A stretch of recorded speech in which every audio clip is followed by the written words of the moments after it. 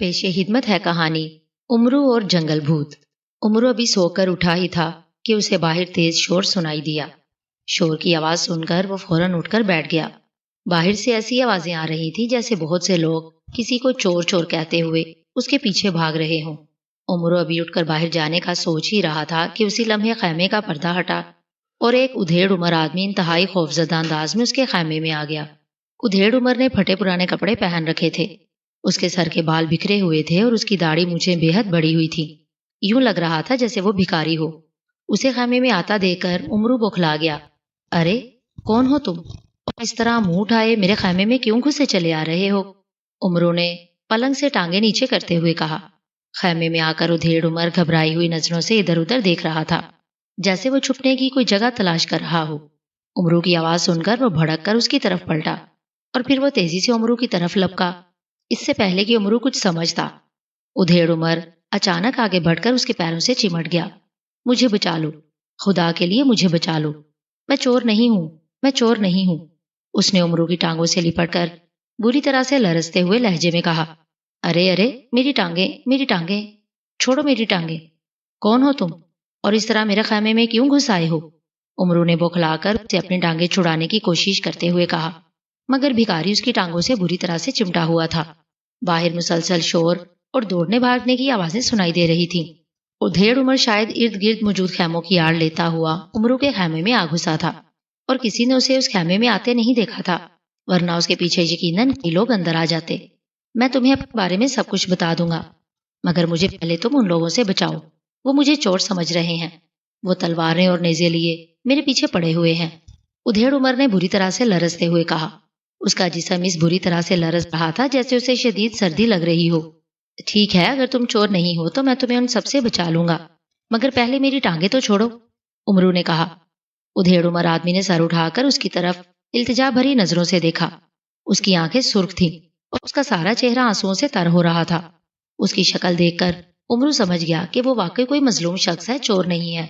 तो मुझे उन लोगों के हवाले तो नहीं करोगे ना? उसने उमरू की तरफ खौफ भरी नजरों से देखते हुए कहा। नहीं करूंगा, मगर अब पीछे हटो और उठकर खड़े हो जाओ, उमरू ने उसकी शक्ल देखकर कदरे नरम लहजे में कहा, और वो उसकी टांगे छोड़कर उठकर खड़ा हो गया। उसका जिस्म बदस्तूर लरज रहा था और वो बार बार खौफजदा नजरों से खैमे के दरवाजे की तरफ देख रहा था जैसे कोई अंदर ना आ जाए। घबराओ नहीं, मेरी इजाजत के बगैर कोई मेरे खैमे में नहीं आएगा, उसका खौफ देखकर उमरू ने उसे तसल्ली देते हुए कहा। तुम सच कह रहे हो, यहाँ कोई नहीं आएगा? उसने कहा। नहीं, कोई नहीं आएगा, उमरू ने उसके चेहरे पर मासूमियत के तासुरात देखकर कहा। अगर तुम कहो तो मैं कहीं छुप जाऊं? उस आदमी ने उसी तरह खौफ भरे लहजे में कहा। बाहर शोर सुनकर वो मुसलसल घबरा रहा था, जैसे अब कोई आया कि तब कोई आया। मैंने कहा है ना कि मेरी इजाजत के बगैर अंदर कोई नहीं आएगा, फिर तुम क्यों घबरा रहे हो? उमरू ने कहा। वो उसने हकलाकर कहा। उसी लम्हे उमरू को अपने खैमे के बाहर कदमों की आवाज सुनाई दी। कदमों की आवाज सुनकर उधेड़ उमर के चेहरे पर मौजूद खौफ और ज्यादा गहरा हो गया। उसे और तो कुछ ना सूझा। वो फौरन झुका और नहायत तेजी से उमरू के पलंग के नीचे घुसता चला गया। उसे इस तरह पलंग के नीचे घुसते देखकर उमरू ने बेख्तियार होंठ भींच लिए। उमरू यार, ख्वाजा उमरू यार, क्या आप जाग रहे हैं? बाहर से एक आवाज सुनाई दी। हाँ, मैं जाग रहा हूँ। क्यों? उमरू ने ऊंची आवाज में कहा। मैं सिपाही इब्नुल हसन हूँ, ख्वाजा उमरू यार, क्या मैं आपके खैमे में आ सकता हूँ? बाहर से पूछा गया। क्यों, क्या काम है? उमरू ने कहा। खैमों की तरफ हमने एक चोर देखा था, ख्वाजा उमरू यार, हम उसके पीछे भागे तो वो खैमों की आड़ लेता हुआ भाग गया है। हमें खदशा है कि कहीं वो आपके खैमे में ना आ गया हो। बाहर से सिपाही ने कहा। यहाँ कोई नहीं आया, बहरहाल तुम अंदर आ जाओ, उमरू ने कहा।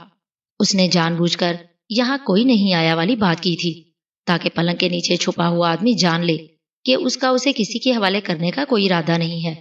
उसी लम्हे खैमे का पर्दा हटा और दो मुहाफिज अंदर आ गए। उनके हाथों में तलवारें थी। अंदर आते ही उनकी नजरें तेजी से इधर उधर गर्दिश करने लगी। किस चोर की बात कर रहे हो तुम? उमरू ने उनकी तरफ देखते हुए तेज लहजे में पूछा। वो एक दुबला पतला उधेड़ उम्र आदमी है। उसकी दाढ़ी, मूछें और सर के बाल बेतहाशा बड़े हुए हैं। उसने हल्के सब्ज रंग का पुराना सा लिबास पहन रखा है जनाब, एक सिपाही ने कहा। कहाँ देखा था तुमने उसे, और तुम कैसे कह रहे हो कि वो चोर है? उमरू ने तेज लहजे में कहा।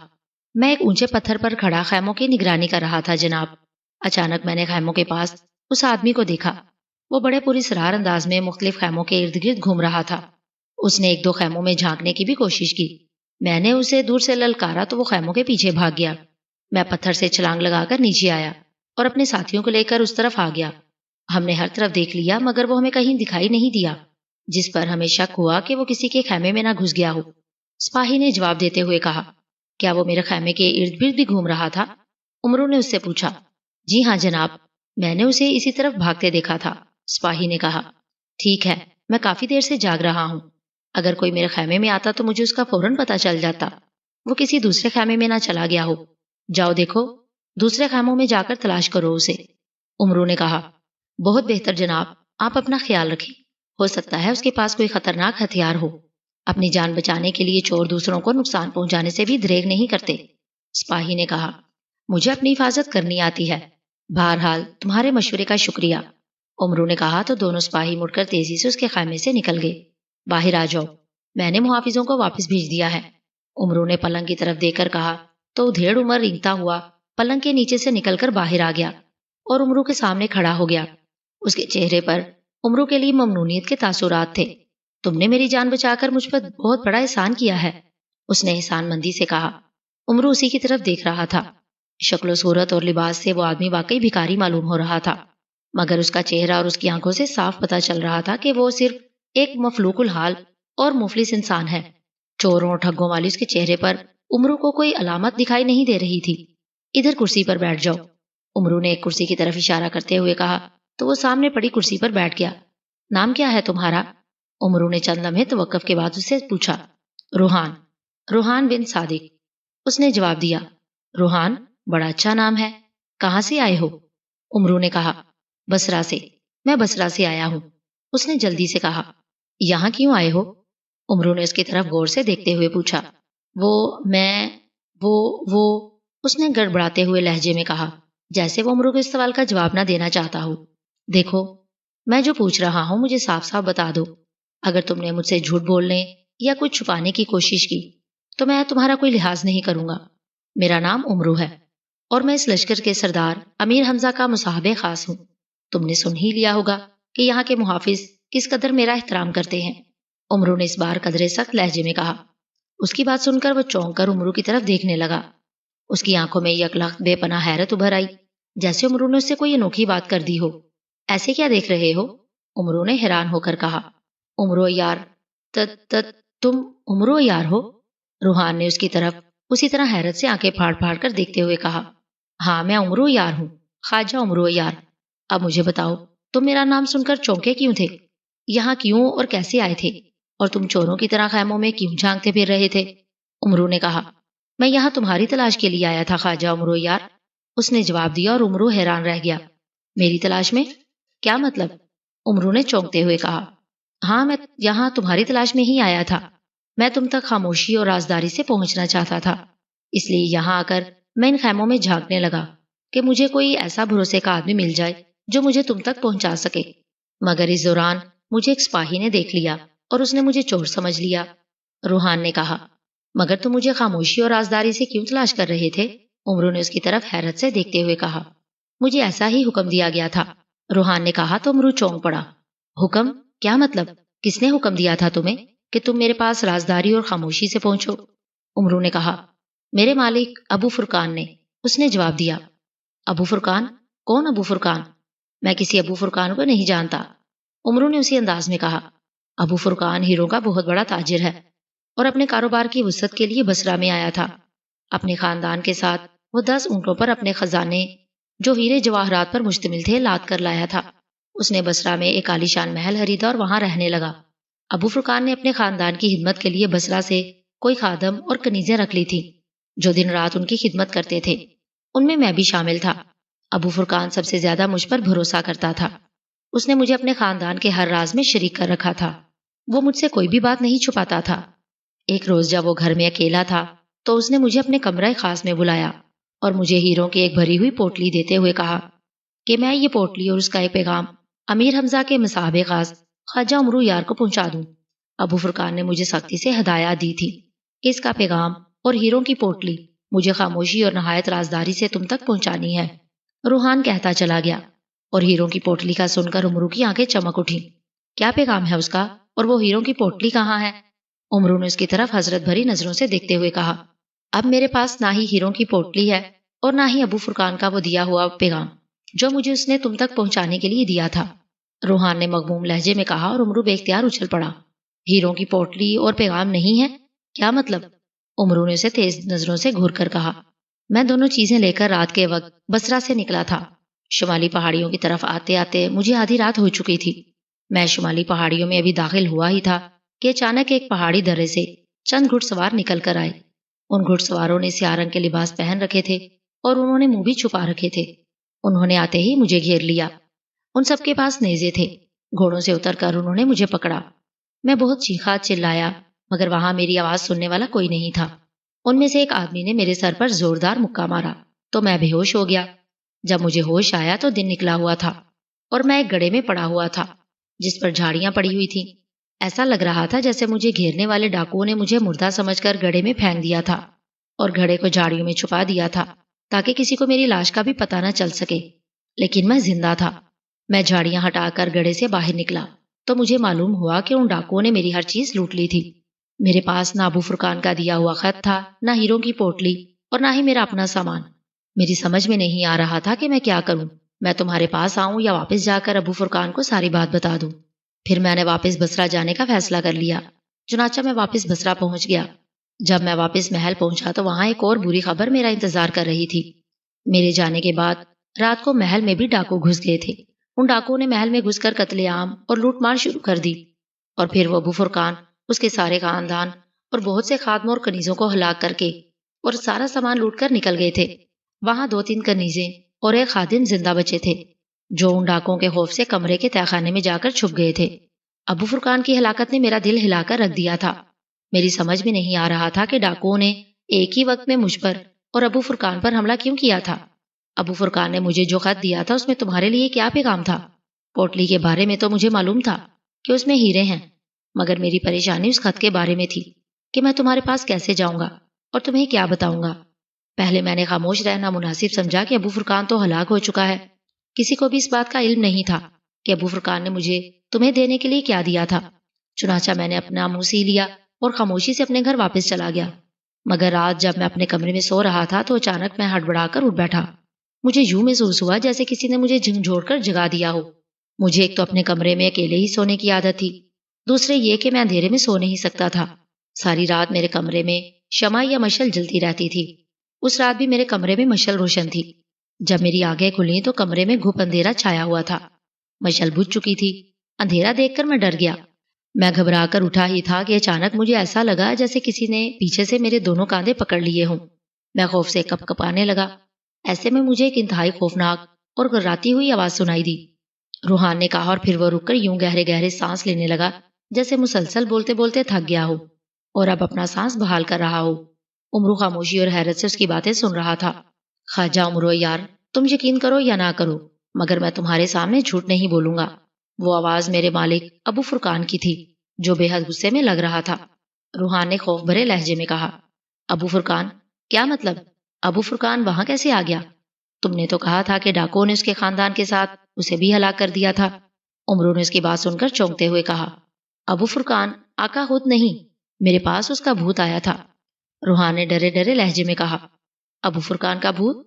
عمرو کے منہ سے نکلا، ہاں وہ ابو فرقان کا بھوت ہی تھا۔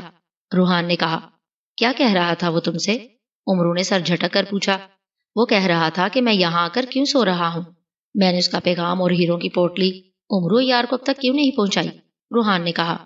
پھر اسے خوفزدہ دیکھ کر عمرو نے کہا، میں نے اسے ساری بات بتا دی کہ کس طرح ڈاکوؤں نے مجھے گھیر کر اور بے ہوش کر کے لوٹ لیا تھا۔ میری بات سن کر ابو فرقان کے بھوت کو بے حد غصہ آیا۔ اس نے مجھ سے کہا کہ اس کے باوجود مجھے تمہارے پاس جانا چاہیے تھا۔ میں ابو فرقان کے بھوت سے معافیا مانگنے لگا۔ اس نے کہا کہ میں بھی سردار امیر حمزہ کے لشکر میں جاؤں اور تمہارے پاس آ کر تمہیں ساری حقیقت بتا دوں۔ چنانچہ میں اسی وقت گھر سے نکل آیا اور پھر گرتا پڑتا دن نکلنے تک یہاں پہنچ گیا۔ روحان یہ سب کہہ کر خاموش ہو گیا۔ کیا وہ پیغام ابو فرقان نے تمہاری موجودگی میں تحریر کیا تھا؟ عمرو نے پوچھا۔ نہیں، وہ پہلے ہی سب کچھ لکھ چکے تھے، مجھے تو بس بلا کر انہوں نے ایک لفافہ دیا تھا اور کہا تھا کہ اس میں ایک ضروری پیغام ہے جو مجھے خواجہ عمرو یار تک پہنچانا ہے۔ اس نے کہا، اور ہیرے؟ پوٹلی میں ان ہیروں کی تعداد کتنی تھی؟ عمرو نے پوچھا۔ اس پوٹلی میں 100 ہیرے تھے، ان کے بارے میں آقا نے مجھے خود ہی بتا دیا تھا۔ روحان نے کہا، کیا تم ان ڈاکوؤں کو پہچان سکتے ہو جنہوں نے تم سے ہیرے اور تمہارا باقی سامان چھینا تھا؟ عمرو نے پوچھا۔ نہیں، انہوں نے منہ چھپا رکھے تھے اور آدھی رات کا وقت تھا، مجھے تو وہ ٹھیک دکھائی بھی نہیں دے رہے تھے، روحان نے کہا۔ عمرو سے غور سے دیکھ رہا تھا۔ روحان کے چہرے پر ایسا کوئی تاثر نہیں تھا کہ وہ اسے جھوٹ یا مکر سے کام لے رہا ہو۔ اس کی آنکھوں اور اس کے چہرے پر اسے سچائی کی جھلک صاف دکھائی دے رہی تھی۔ پھر تو اندھیرے میں تم ابو فرقان کے بھوت کو بھی نہیں دیکھ سکے ہوگے، عمرو نے کہا۔ ہاں، وہ اندھیرے میں مجھے نظر نہیں آ رہے تھے، مگر ان کی آواز میں پہچان گیا تھا، روحان نے کہا۔ تم نے اپنی آنکھوں سے ابو فرقان کی لاش دیکھی تھی؟ عمرو نے کچھ سوچ کر پوچھا۔ ہاں، ان کی گردن کاٹی گئی تھی، روحان نے کہا، اور عمرو ایک بار پھر سوچ میں ڈوب گیا۔ روحان نے اس کے سامنے جو باتیں بیان کی تھیں انہیں سن کر عمرو کئی الجھنوں میں پڑ گیا تھا۔ ایک تو یہ کہ ابو فرقان کون تھا، وہ اسے ہیرے کیوں دینا چاہتا تھا، اس نے خط میں کیا لکھا تھا، اور یہ دونوں چیزیں اس نے روحان کے ذریعے خاموشی اور رازداری سے کیوں اس تک پہنچانے کی ہدایات کی تھی۔ پھر اسی رات ڈاکوؤں کا ابو فرقان پر بھی حملہ کرنا اور روحان کو بھی پکڑ کر اسے سب کچھ چھین لینا اور اسے بے ہوش کر کے گڑھے میں پھینک دینا، یہ سب عمرو کو بے حد عجیب سا لگ رہا تھا۔ یہ بتاؤ، ابو فرقان کو ڈاکوؤں نے کب ہلاک کیا تھا؟ عمرو نے خیال آنے پر پوچھا۔ یہ 3 روز پہلے کا واقعہ ہے، اس نے کہا۔ کیا تم مجھے وہ جگہ دکھا سکتے ہو جہاں ڈاکوؤں نے تمہیں لوٹا تھا؟ عمرو نے کہا۔ ہاں، میں بھلا اس جگہ کو کیسے بھول سکتا ہوں، اس نے کہا۔ اندھیرے میں تم نے انہیں دیکھا تو نہیں تھا، مگر وہ گھوڑوں پر تھے، کیا تم اس بات کا اندازہ لگا سکتے ہو کہ وہ ڈاکو بصرہ کی طرف سے آئے تھے یا پہاڑوں سے نکلے تھے؟ عمرو نے پوچھا۔ گھوڑوں کے ٹاپوؤں کی آوازیں پہاڑیوں کی طرف سے ہی آتی ہوئی معلوم ہوتی تھی، میں انہیں لشکر کے سپاہی ہی سمجھا تھا جو ظاہر ہے ان پہاڑیوں میں سے گزرتے ہی رہتے ہیں، روحان نے کہا۔ تمہارا لباس جگہ جگہ سے پھٹا ہوا ہے، بال اور داڑھی مجھے بکھری ہوئی ہیں، کیا تم اسی حالت میں رہتے ہو؟ عمرو نے کہا۔ نہیں، یہ اسی دن کا لباس ہے جس روز میں اس طرف آ رہا تھا، میرے ساتھ جو گزری تھی اور پھر میرے مالک اور اس کے خاندان کے ساتھ جو کچھ ہوا تھا، اس حالت میں نہ ہی مجھے لباس بدلنے کا خیال آیا تھا نہ بال بنانے کا، روحان نے کہا۔ اس کے پاس ہر بات کا گھڑا گھڑایا جواب تھا۔ عمرو سوچ رہا تھا کہ یا تو روحان بہت چالاک ہے جو اس کے ہر سوال کا بہت سوچ سمجھ کر جواب دے رہا ہے، یا پھر وہ بے حد سے زیادہ معصوم تھا، اس لیے وہ عمرو سے کوئی بات نہیں چھپا رہا تھا۔ ان ڈاکوؤں کی تم نے کوئی آواز بھی نہیں سنی تھی؟ عمرو نے چند لمحے خاموش رہنے کے بعد اسے پوچھا۔ سنی تھی، ان کی آوازیں بے حد بھاری تھیں، انہوں نے آواز دے کر ہی مجھے روکا تھا اور میرے قریب آ کر مجھ سے میرے بارے میں پوچھ رہے تھے، پھر اچانک ان میں سے ایک آدمی نے میرے سر پر مکہ مار دیا، روحان نے کہا۔ پھر تو ان آوازوں کو تم پہچان ہی لوگے، عمرو نے کہا۔ ہاں ہاں، ان آوازوں کو میں پہچان سکتا ہوں، روحان نے اس بات میں سر ہلا کر کہا۔ ٹھیک ہے، تم خیمے کے پچھلے حصے میں چلے جاؤ، وہاں جا کر تم آرام کرو، میں باہر جا کر سب کو بتا دیتا ہوں کہ تم چور نہیں میرے مہمان ہو، پھر میں تمہارے لیے کھانے پینے اور لباس کا بندوبست کرتا ہوں، عمرو نے کہا تو روحان نے اس بات میں سر ہلا دیا۔ عمرو کے کہنے پر وہ اٹھا اور خیمے کے دوسرے حصے میں چلا گیا۔ عمرو وہیں بیٹھا کچھ دیر روحان کی باتوں پر غور کرتا رہا، اسے کسی اور بات کا اتنا دکھ نہیں ہوا تھا جتنا 100 ہیروں کا ہوا تھا، نہ جانے وہ کتنے بڑے اور کس قدر مالیت کے ہیرے تھے جو ابو فرقان نے اس کے لیے بھیجے تھے، جس کا عمرو جتنا بھی افسوس کرتا کم تھا۔ اس نے لباس بدلا اور پھر اپنی زنبیل کاندھے پر لٹکا کر سردار امیر حمزہ کو سلام کرنے کے لیے خیمے سے باہر آ گیا۔ بصرہ کے جنوب میں ایک گھنا جنگل تھا جو لاکانہ جنگل کے نام سے مشہور تھا۔ اس جنگل میں خطرناک درندے اور جانور نہیں تھے، نہ ہی جنگل گھنا اور خوفناک تھا، مگر اس کے باوجود لوگ اس جنگل کی طرف جانے سے ڈرتے تھے۔ لاکانہ جنگل کے بارے میں مشہور تھا کہ اس جنگل میں جنوں اور بھوتوں نے ڈیرے ڈال رکھے ہیں۔ اس جنگل میں جو بھی جاتا تھا نہ ہی کبھی اسے واپس آتے دیکھا گیا اور نہ ہی کبھی اس کی لاش ملی۔ بصرہ کے حاکم اشر بن ثاقب نے بھی کئی بار مسلح سپاہیوں کو اس جنگل کا جائزہ لینے کے لیے بھیجا تھا۔ سپاہی جنگل میں گئے ضرور تھے، مگر ان میں سے کسی ایک کی بھی واپسی نہیں ہوئی تھی۔ تب اس جنگل کو قطعی طور پر خطرناک قرار دیتے ہوئے اشر بن ثاقب نے ہر خاص و عام کو اس جنگل کی طرف جانے سے منع کر دیا تھا۔ جنگل زیادہ وسیع نہیں تھا، اس لیے اس کے تمام داخلی اور خارجی راستوں پر خاردار باڑ لگا کر بند کر دیا گیا تھا تاکہ اس جنگل میں کوئی انجان آدمی بھی داخل نہ ہو سکے۔ جنگل کے وسط میں ایک چھوٹی سی جھیل تھی، اس جھیل کے ارد گرد کا خاصا بڑا حصہ صاف ستھرے علاقے پر مشتمل تھا۔ اس صاف ستھرے علاقے میں جھیل سے کچھ دوری پر ایک بڑی سی جھونپڑی بنی ہوئی تھی۔ جھونپڑی بڑی مہارت کے ساتھ لکڑیوں کے تختے کاٹ کر بنائی گئی تھی۔ جھونپڑی صاف ستھری اور بالکل نئی تھی۔ اس جھونپڑی میں ایک سیاہ فام آدمی گھاس پھوس کے ڈھیر پر بیٹھا ہوا تھا۔ آدمی بے حد دبلا پتلا تھا، اس کا سر گنجا تھا، مگر اس کی داڑھی مونچھیں خاصی بڑی ہوئی تھی۔ اس آدمی نے سیاہ رنگ کا لباد نما لباس پہن رکھا تھا، جس پر اس کے سینے اور کمر کی طرف سفید ہڈیوں اور کھوپڑیوں کے مخصوص نشان بنے ہوئے تھے، جو جادوگروں کی مخصوص علامت تھی۔ جھونپڑی میں ایک طرف مٹی کا گھڑا تھا جس پر ایک کٹورا پڑا ہوا تھا۔ اس جادوگر کے سامنے ایک سیاہ رنگ کا دائرہ بنا ہوا تھا جس میں ایک بڑے مگرمچھ کی کھوپڑی پڑی تھی۔ مگرمچھ کی کھوپڑی کا رنگ سیاہ تھا اور اس کا بھاٹ جیسا منہ کھلا ہوا تھا۔ اس مگرمچھ کی آنکھوں کے سوراخ بے حد بڑے بڑے تھے۔ مگرمچھ کے کھلے ہوئے منہ میں لمبے لمبے اور نوکیلے دانتوں کی قطاریں تھیں، جسے وہ کھوپڑی بے حد بھیانک اور خوفناک دکھائی دے رہی تھی۔ سیاہ رنگ کے دائرے پر 7 دیے جل رہے تھے، جن میں جلنے والا تیل سرخ رنگ کا تھا، جیسے ان میں تیل کی بجائے خون کو جلایا جا رہا ہو۔ ان سے باریک باریک دھواں بھی نکل رہا تھا جو اوپر جا کر بل کھاتا ہوا مگرمچھ کی کھوپڑی پر آ کر اس طرح سے لہرا رہا تھا جیسے اس دھوئیں نے کھوپڑی کو کسی چھتری کی طرح ڈھانپ رکھا ہو۔ گنجے جادوگر کی آنکھیں بند تھی، اس کے دونوں ہاتھ اس کے گھٹنوں پر تھے اور وہ مگرمچھ کی کھوپڑی کی طرف منہ کیے مسلسل کچھ پڑتا جا رہا تھا۔ اس کے ہونٹوں کے علاوہ اس کے جسم کے کسی حصے میں معمولی سی حرکت بھی نہیں تھی۔ اچانک مگرمچھ کی کھوپڑی پر موجود دھوئیں میں تیز حرکت سی پیدا ہوئی۔ دوسرے لمحے اس دھوئیں نے تیزی سے پھیلنا اور سمٹنا شروع کر دیا۔ چند لمحوں تک دھواں اسی طرح پھیلتا اور سمٹتا رہا۔ پھر اس دھوئیں نے ایک انسانی کھوپڑی کا روپ اختیار کر لیا۔ انسانی کھوپڑی سیاہ دھوئیں کی ہی بنی ہوئی تھی، مگر اس کی آنکھوں اور ناک میں زرد زرد سی روشنی چمک رہی تھی، جبکہ اس کے منہ سے آگ کی سرخ زبان لپک رہی تھی۔ دھوئیں کی کھوپڑی گنجے جادوگر کی طرف دیکھ رہی تھی۔ لاٹورا جادوگر۔ اچانک اس کھوپڑی کا منہ ہلا اور جھونپڑی میں ایک تیز اور کڑکتی ہوئی آواز ابھری۔ اس آواز کو سن کر سیاہ فام گنجے جادوگر کو ایک ہلکا سا جھٹکا لگا اور اس نے یکلخت آنکھیں کھول دی، اور پھر اپنے سامنے دھوئیں کی کھوپڑی دیکھ کر وہ بری طرح سے چونک پڑا۔ دوسرے لمحے اس کا چہرہ مسرت سے کھلتا چلا گیا۔ رگھورا، کیا تم سچ مچ میرے سامنے ہو یا پھر میں کوئی خواب دیکھ رہا ہوں؟ گنجے جادوگر نے کھوپڑی کی طرف حیرت زدہ نظروں سے دیکھتے ہوئے کہا۔ یہ خواب نہیں، حقیقت ہے لاٹورا جادوگر، اور تم حقیقت میں مجھے دیکھ رہے ہو۔ کھوپڑی نے اسی طرح بے حد کرخت لہجے میں کہا۔ اوہ، میں کامیاب ہو گیا، میں تمہیں اپنے سامنے لانے میں کامیاب ہو گیا۔ میں بہت خوش قسمت جادوگر ہوں رگھورا، جو کالی دنیا کے شیطان کو دیکھ رہا ہوں۔ اس سے پہلے شاید کسی نے تمہیں نہیں دیکھا ہوگا۔ لٹورا جادوگر نے انتہائی مسرت بھرے لہجے میں کہا۔ میں شیطان نہیں، شیطان کا سایہ ہوں، اور یہ بھی درست ہے کہ آج سے پہلے شیطان نے کسی کے پاس اپنا سایہ نہیں بھیجا۔ تم پہلے جادوگر ہو جس کے سامنے مجھے بھیجا گیا ہے، دھوئیں کی کھوپڑی نے جواب دیتے ہوئے کہا۔ تم خود کالی دنیا کے شیطان ہو یا اس کے سائے، میرے لیے یہی بہت ہے کہ تم مجھ سے بات کر رہے ہو، لٹورا جادوگر نے اسی انداز میں کہا۔ بہرحال بتاؤ، تم نے کیوں بلایا ہے یہاں مجھے؟ رگھورا نے کہا۔ میں نے تمہیں 40 سال کی طویل اور صبر آزما پوجا کر کے بلایا ہے رگھورا۔ تمہیں بلانے کے لیے میں نے طویل جاپ کیا ہے، اور میں نے تمہارے نام پر سینکڑوں جانداروں کی بھیڑ بھی چڑھا دی ہے، جن میں انسانی بھیڑ بھی شامل ہے، لٹورا جادوگر نے کہا۔ جانتا ہوں، اسی لیے تو میں تمہارے سامنے موجود ہوں، رگھورا نے کہا۔ یہ طویل پوجا میں نے تمہیں اپنے سامنے بلانے اور تم سے اپنی 3 خواہشیں پوری کروانے کے لیے کی تھی رگھورا، لٹورا جادوگر نے کہا۔ اس کے لہجے میں عجیب سی بے چینی اور مسرت تھی۔ یہ بھی جانتا ہوں، رگھورا نے مخصوص لہجے میں کہا۔ تو کیا تم میری 3 خواہشیں پوری کرو گے؟ لٹورا جادوگر نے اس کی طرف بے چینی سے دیکھتے ہوئے پوچھا۔ مہا شیطان تمہاری پوجا پاٹ سے بہت خوش ہے۔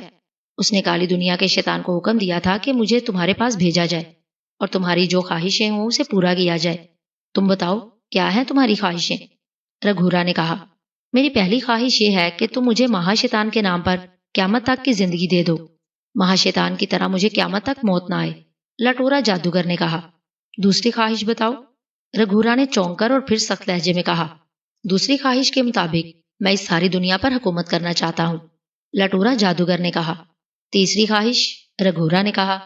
میری تیسری اور آخری خواہش یہ ہے کہ میں دنیا کا حسین ترین انسان بن جاؤں، اس قدر حسین کہ مجھ سے زیادہ حسین انسان اور کوئی نہ ہو، لٹورا جادوگر نے اسے اپنی تیسری خواہش بتاتے ہوئے کہا۔ ٹھیک ہے، میں تمہاری تینوں خواہشیں کالی دنیا کے شیطان تک پہنچا دیتا ہوں، وہ مہا شیطان کے دربار میں جائے گا اور پھر مہا شیطان چاہے گا تو تمہاری تینوں خواہشیں پوری کر دی جائیں گی، رگھورا نے کہا، اور اس کی بات سن کر لٹورا جادوگر کا کھلا ہوا چہرہ یکلخت اتر گیا، اس کی آنکھوں کی چمک کم ہو گئی۔ کیا تم میری ان 3 خواہشوں کو ابھی اور اسی وقت پورا نہیں کر سکتے؟ لٹورا جادوگر نے قدرے مایوسی کے عالم میں کہا۔ میں کالی دنیا کے کالے شیطان کا سایہ ہوں لٹورا جادوگر، میرا کام ان تک صرف پیغامات پہنچانے کا ہوتا ہے، اور کالا شیطان بھی مہا شیطان کے حکم کا پابند ہے۔ کالے شیطان تک مہا شیطان کا حکم پہنچتا ہے اور پھر کالا شیطان وہ حکم مجھے بتا کر اپنی ذریات تک پہنچانے کا کہتا ہے۔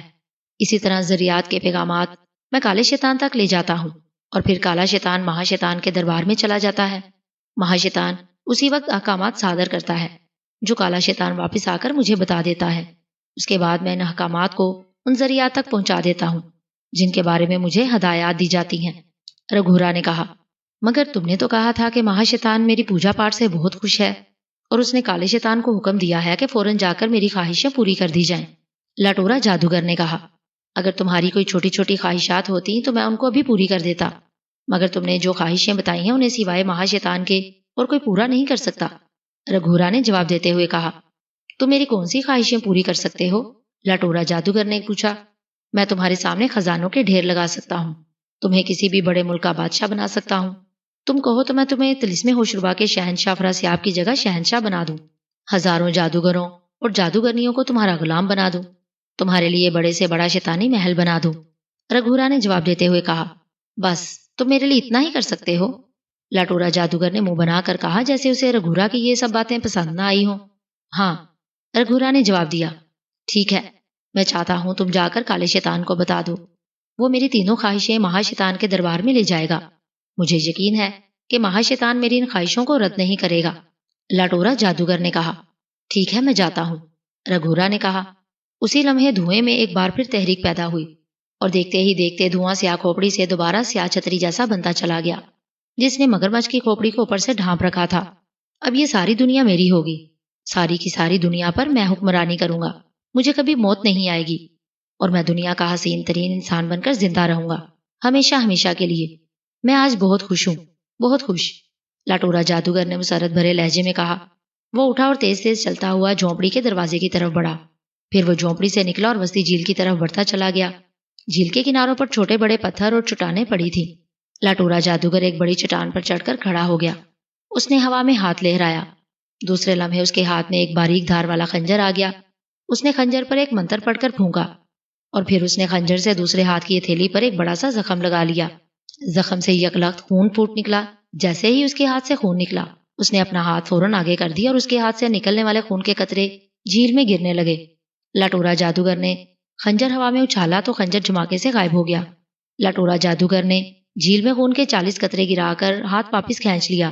اس نے زخمی ہاتھ پر کوئی منتر پڑھ کر پھونکا تو اچانک اس کے ہاتھ سے خون بہنا رک گیا، بلکہ اس کا زخم بھی حیرت انگیز طور پر منتمل ہو گیا۔ اس نے خون کے جو 40 قطرے جھیل میں ٹپکائے تھے وہ پانی میں ملے بغیر سرخ موتیوں کی طرح پانی میں ڈوبتے چلے گئے۔ میرے خون کی بھیٹ قبول کرو نکوشا اور فوراً جھیل سے باہر آ جاؤ، لٹورا جادوگر نے جھیل کی طرف دیکھتے ہوئے چیختی ہوئی آواز میں کہا۔ اسی لمحے جھیل میں ہلچل سی پیدا ہوئی اور پھر جھیل کا پانی اچانک سرخ ہونا شروع ہو گیا۔ دیکھتے ہی دیکھتے ساری جھیل یوں سرخ ہو گئی جیسے اس میں پانی کی بجائے خون ہی خون بھرا ہو۔ پھر جھیل کا سرخ پانی ابلنے لگا، پھر اچانک جھیل کے درمیان میں ایک جوار بھاٹا سا پھوٹتا دکھائی دیا۔ سرخ پانی میں ایک بڑا سا سوراخ بن گیا تھا اور اس سوراخ میں سے تیز شور کے ساتھ آگ نکلنا شروع ہو گئی۔ آگ کا فوارہ کافی بلندی تک جا رہا تھا۔ پھر اس آگ نے ہوا میں ایک بھیانک اور انتہائی خوفناک جن کا روپ دھارنا شروع کر دیا۔ سرخ رنگ کا جن جو آگ کا بنا ہوا تھا، اس جن کا سر بے حد بڑا تھا، بڑی بڑی اور لمبی لمبی آنکھیں، گنجا سر، موٹی ناک اور اس کے ہونٹ بے حد موٹے موٹے تھے۔ اس کا جسم اور اس کے ہاتھ بھی بے حد بڑے بڑے تھے۔ اس کے سارے جسم سے آگ کے شعلے ٹپک رہے تھے جیسے وہ آتش جن ہو۔ وہ آگ بنا صرف ناف تک نمودار ہوا تھا۔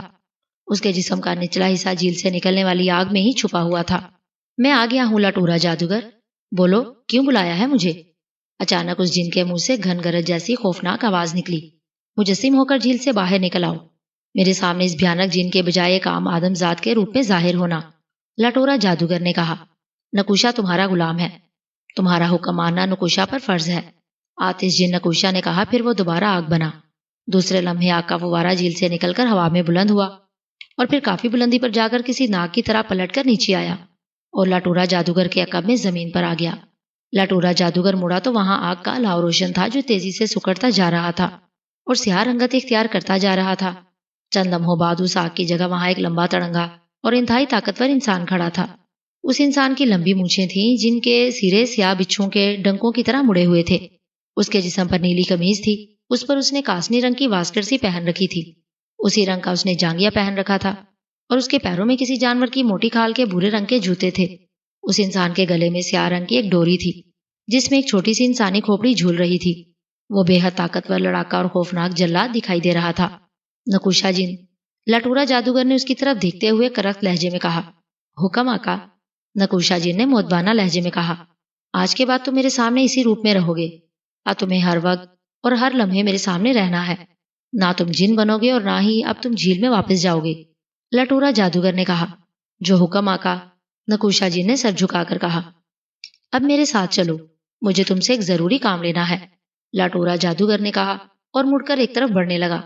نکوشا جن بغیر کسی اعتراض کے اس کے پیچھے چل پڑا، جیسے لٹورا جادوگر کا ہر حکم پورا کرنا اس کے لیے ضروری ہو۔ امرو یار نے روحان کی تمام مشکلیں آسان کر دیں۔ اس نے روحان کے بارے میں لشکر کے سپاہیوں کو بتایا تھا کہ وہ اس کا مہمان ہے، جو خیموں میں اسے تلاش کرتا پھر رہا تھا۔ اس پر بھلا کسی کو کیا اعتراض ہو سکتا تھا؟ اس لیے روحان اب امرو کی جھونپڑی سے نکل کر آزادی سے وہاں گھوم پھر سکتا تھا۔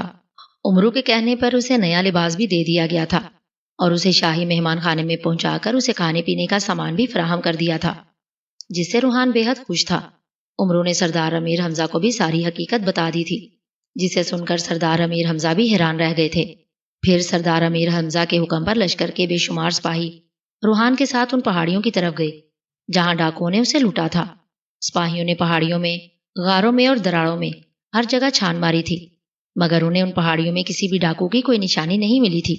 امرو نے خود بھی وہاں آ کر چھان بین کی، مگر اسے بھی وہاں کسی ڈاکو کا کوئی سراغ نہیں ملا تھا۔ پھر امرو کی طرح سردار امیر حمزہ نے بھی روحان سے بات چیت کی۔ روحان نے سردار امیر حمزہ سے بھی کوئی بات نہیں چھپائی تھی، جس پر سردار امیر حمزہ نے امرو سے کہا تھا کہ روحان کی بتائی ہوئی کوئی بھی بات جھوٹی اور بناوٹی نہیں ہے، جس سے امرو کو روحان پر اور زیادہ یقین ہو گیا۔ ساری چھان بین کر کے امرو سپاہیوں کے ساتھ واپس لشکر میں آ گیا۔ روحان چونکہ اب سردار امیر حمزہ کا شاہی مہمان بن چکا تھا، اس لیے امرو اس کی طرف سے بے فکر ہو گیا تھا۔ وہ اپنے خیمے میں آ گیا اور خیمے میں بیٹھا اب بھی ابو فرقان، اس کے پیغام اور ہیروں کے بارے میں ہی سوچ رہا تھا۔ محافظ بونے جب امرو کی سمجھ میں کچھ نہ آیا تو اس نے محافظ بونے سے ان ساری باتوں کا جواب مانگنے کا فیصلہ کر لیا۔ سنہری تختی کی طرح زنبیل کا محافظ بونا بھی اس کے ہر سوال کا جواب دے سکتا تھا۔ حکم آقا۔ اس کی آواز سن کر محافظ بونے نے زنبیل سے سر نکال کر کہا، زنبیل سے نکل کر باہر آؤ، مجھے تم سے ضروری بات کرنی ہے۔ امرو نے سنجیدگی سے کہا، جو حکم آقا۔ محافظ بونے نے کہا اور زنبیل سے اچک کر باہر نکل آیا اور ہوا میں اڑتا ہوا عین امرو کے سامنے آ گیا۔ وہ امرو کے سامنے ہوا میں معلق ہو گیا۔ محافظ بونے، میں بہت پریشان ہوں۔ امرو نے کہا، میں دیکھ رہا ہوں آقا۔ محافظ بونے نے سنجیدگی سے کہا، دیکھ رہے ہو پھر تو تمہیں یہ بھی معلوم ہوگا کہ میں کیوں پریشان ہوں۔ امرو نے مسکرا کر کہا، مجھے معلوم ہے آقا، مگر آپ مجھ سے جو پوچھنا چاہتے ہیں اس کے بارے میں ابھی بھی کچھ نہیں جانتا۔ محافظ بونے نے کہا اور امرو چونک کر اس کی طرف دیکھنے لگا، تم بھی نہیں جانتے؟ پھر مجھے ساری حقیقت کے بارے میں علم کیسے ہوگا؟ میں تو سوچ رہا تھا کہ تمہیں ہر بات کا علم ہوگا۔ امرو نے حیرت بھرے لہجے میں کہا، میں زنبیل میں رہتا ہوں آقا، اور زنبیل میں رہ کر میں بھلا باہر کے حالات کے بارے میں کیسے جان سکتا ہوں؟ محافظ بونے نے کہا، او ہاں، زنبیل میں رہ کر تم واقعی باہر کے حالات کے بارے میں کیسے جان سکتے ہو؟ ٹھیک ہے، تم زنبیل میں واپس چلے جاؤ، میں سنہری تختی سے پوچھ لیتا ہوں۔ سنہری تختی مجھے ساری حقیقت سے آگاہ کر دے گی۔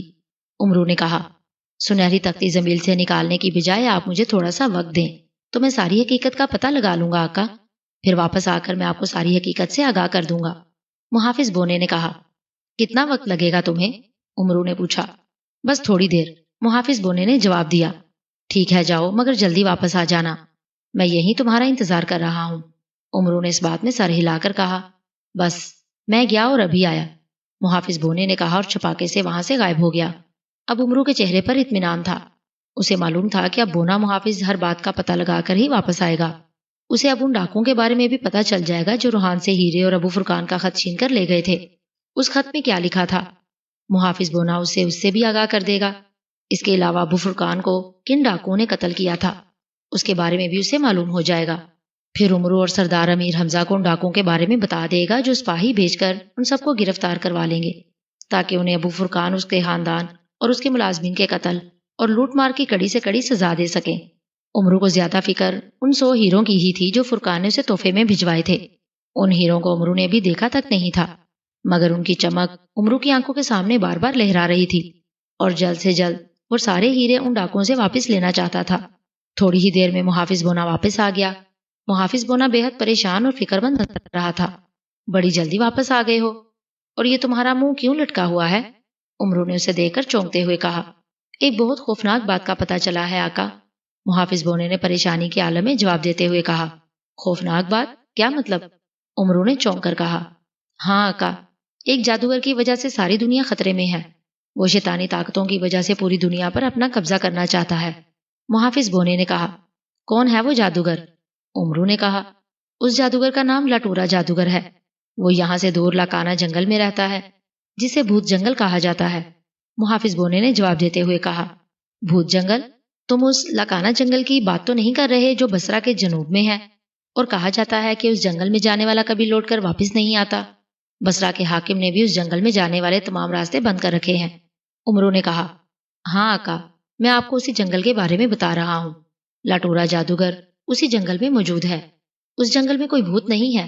محافظ بونے نے کہا، تو پھر اس جنگل میں جو جاتا ہے وہ واپس لوٹ کر کیوں نہیں آتا؟ کہاں غائب ہو جاتے ہیں سب کے سب؟ عمرو نے حیرت بھرے لہجے میں کہا، لاکانا جنگل میں جانے والے ہر انسان کو لٹورا جادوگر ہی غائب کرواتا ہے آقا۔ اس جنگل میں خونی جھیل ہے جس میں ایک طاقتور اور خوفناک جن رہتا ہے۔ اس جن کا نام نکوشا ہے۔ وہ آدم خور جن ہے۔ لٹورا جادوگر کی پوری سرار طاقتیں جنگل میں آنے والے ہر انسان کو لے جا کر اس خونی جھیل میں پھینک دیتی ہیں، جہاں نکوشا جن ان کا شکار کر کے ان کا خون بھی پی جاتا ہے اور ان کا گوشت بھی کھا جاتا ہے۔ اس لیے آج تک اس جنگل میں جانے والا کوئی بھی انسان واپس لوٹ کر نہیں آیا۔ محافظ بونے نے کہا، تو ان سارے انسانوں کی گمشدگی کا ذمہ دار لٹورا جادوگر اور نکوشا جن ہے؟ عمرو نے ہونٹ سکوڑتے ہوئے کہا، ہاں آقا، لٹورا جادوگر اس جنگل میں پچھلے 40 سالوں سے موجود ہے۔ اس نے خونی جھیل کے پاس ایک عارضی جھونپڑی بنا رکھی ہے۔ اس جھونپڑی میں وہ کالی دنیا کے کالے شیطان کی پوجا کرتا ہے۔ وہ کالے شیطان کی پوجا کر کے اسے اپنی 3 خواہشیں پوری کروانا چاہتا ہے۔ اس لیے اس نے لاکانا جنگل پر قبضہ کر رکھا ہے، اور اس نے جنگل میں ایسے انتظامات کر رکھے ہیں کہ کوئی اس کی جھونپڑی کے پاس آ کر اس کی پوجا پاٹ خراب نہ کر سکے۔ نکوشا جن پاتال کی آتشی تہ کا جن ہے جو بے حد طاقتور اور خوفناک ہے۔ لٹورا جادوگر نے اس جن کو اپنا غلام بنا رکھا ہے۔ اسے چونکہ 40 سالوں تک کالے دیوتا کی پوجا کرنی تھی، اس لیے اس نے نکوشا جن کو وسطی جھیل کے نیچے قید کر دیا تھا، تاکہ اسے جن کے بارے میں کسی اور جادوگر کو علم نہ ہو سکے، کیونکہ اس کی غیر موجودگی میں کوئی بھی جادوگر ایک خاص عمل کر کے نکوشا جن کو اپنے تابع کر سکتا تھا۔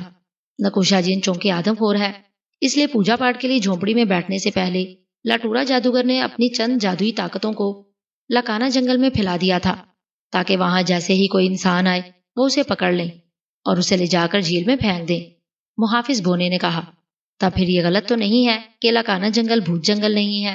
عمرو نے کہا، ہاں، تمام انتظامات مکمل کر کے لٹورا جادوگر نے کالی دنیا کے کالے شیطان کی پوجا کرنا شروع کر دی۔ وہ 40 سال تک پوجا کرتا رہا۔ آخر اس کی پوجا پوری ہو گئی، اور پھر مہا شیطان نے کالے شیطان سے کہا کہ وہ اپنے سائر گورا کو لٹورا جادوگر کے پاس بھیج دے۔ اگر لٹورا جادوگر چھوٹی موٹی 3 خواہشیں بتائے تو اس کی خواہشیں وہیں پوری کر دی جائیں، اور اگر وہ کوئی بڑی خواہش کرے تو پھر پہلے اسے بتایا جائے، تاکہ اس کی خواہشیں پوری کرنے کے لیے مہا شیطان خود جائے گا۔ چنانچہ کالے شیطان نے لٹورا جادوگر کے پاس اپنا سایہ بھیج دیا۔ لٹورا جادوگر نے اسے اپنی 3 اتنی بڑی خواہشیں بتائیں کہ وہ بھی پریشان ہو گیا، کیونکہ لٹورا جادوگر کی خواہشوں کے مطابق وہ مہا شیطان کی برابری کرنا چاہتا تھا۔ اس کی خواہشیں چونکہ پوری کرنا رگھورا کے بس کی بات نہیں تھی، اس لیے وہ کالے شیطان کے پاس چلا گیا، اور کالا شیطان مہا شیطان کے دربار میں چلا گیا تاکہ وہ اسے لٹورا جادوگر کی خواہشیں بتا سکے۔ محافظ بونے نے کہا، لٹورا جادوگر کی کیا خواہشیں ہیں؟ عمرو نے اسے خاموش ہوتے دیکھ کر پوچھا تو محافظ بونے نے لٹورا جادوگر کی 3 خواہشوں کے بارے میں عمرو کو بتا دیا، جسے سن کر عمرو کا چہرہ حیرت سے بگڑ گیا۔ کیا مہا شیطان اس کی یہ 3 خواہشیں پوری کر دے گا؟ عمرو نے پوچھا۔ ہاں آقا، اسی لیے تو میں نے آپ سے کہا ہے کہ دنیا خطرے میں ہے۔ مہا شیطان لٹورا جادوگر کی خواہشیں پوری کرنے کے لیے کچھ بھی کر سکتا ہے۔ وہ ساری دنیا میں اپنی شیطانی طاقتیں پھیلا دے گا، جو پوری دنیا کے نیک انسانوں کو ہلاک کر دیں گے۔ اس کے لیے شیطانی طاقتیں برے انسانوں میں سما کر نیک انسانوں سے جنگ بھی لڑ سکتی ہیں۔ زمین پر ہر جگہ ناگ ہی ناگ اور زہریلے حشرات الارض بھی پیدا ہو سکتے ہیں، جو نیک آدمیوں کو کاٹ کر ہلاک کر دیں گے۔ اسی طرح کھانے پینے کی عام چیزیں اور دریاؤں میں بھی زہر ملا دیا جائے گا۔ شیطانی ذریعتیں ان سب باتوں سے برے انسانوں کو دور رکھیں گی، اور نیک انسان جب ختم ہو جائیں گے تب ان سب کی بھاگ دوڑ لٹورا جادوگر کو دے دی جائے گی۔ مہا شیطان اسے طویل شیطانی زندگی بھی دے سکتا ہے اور حسن بھی۔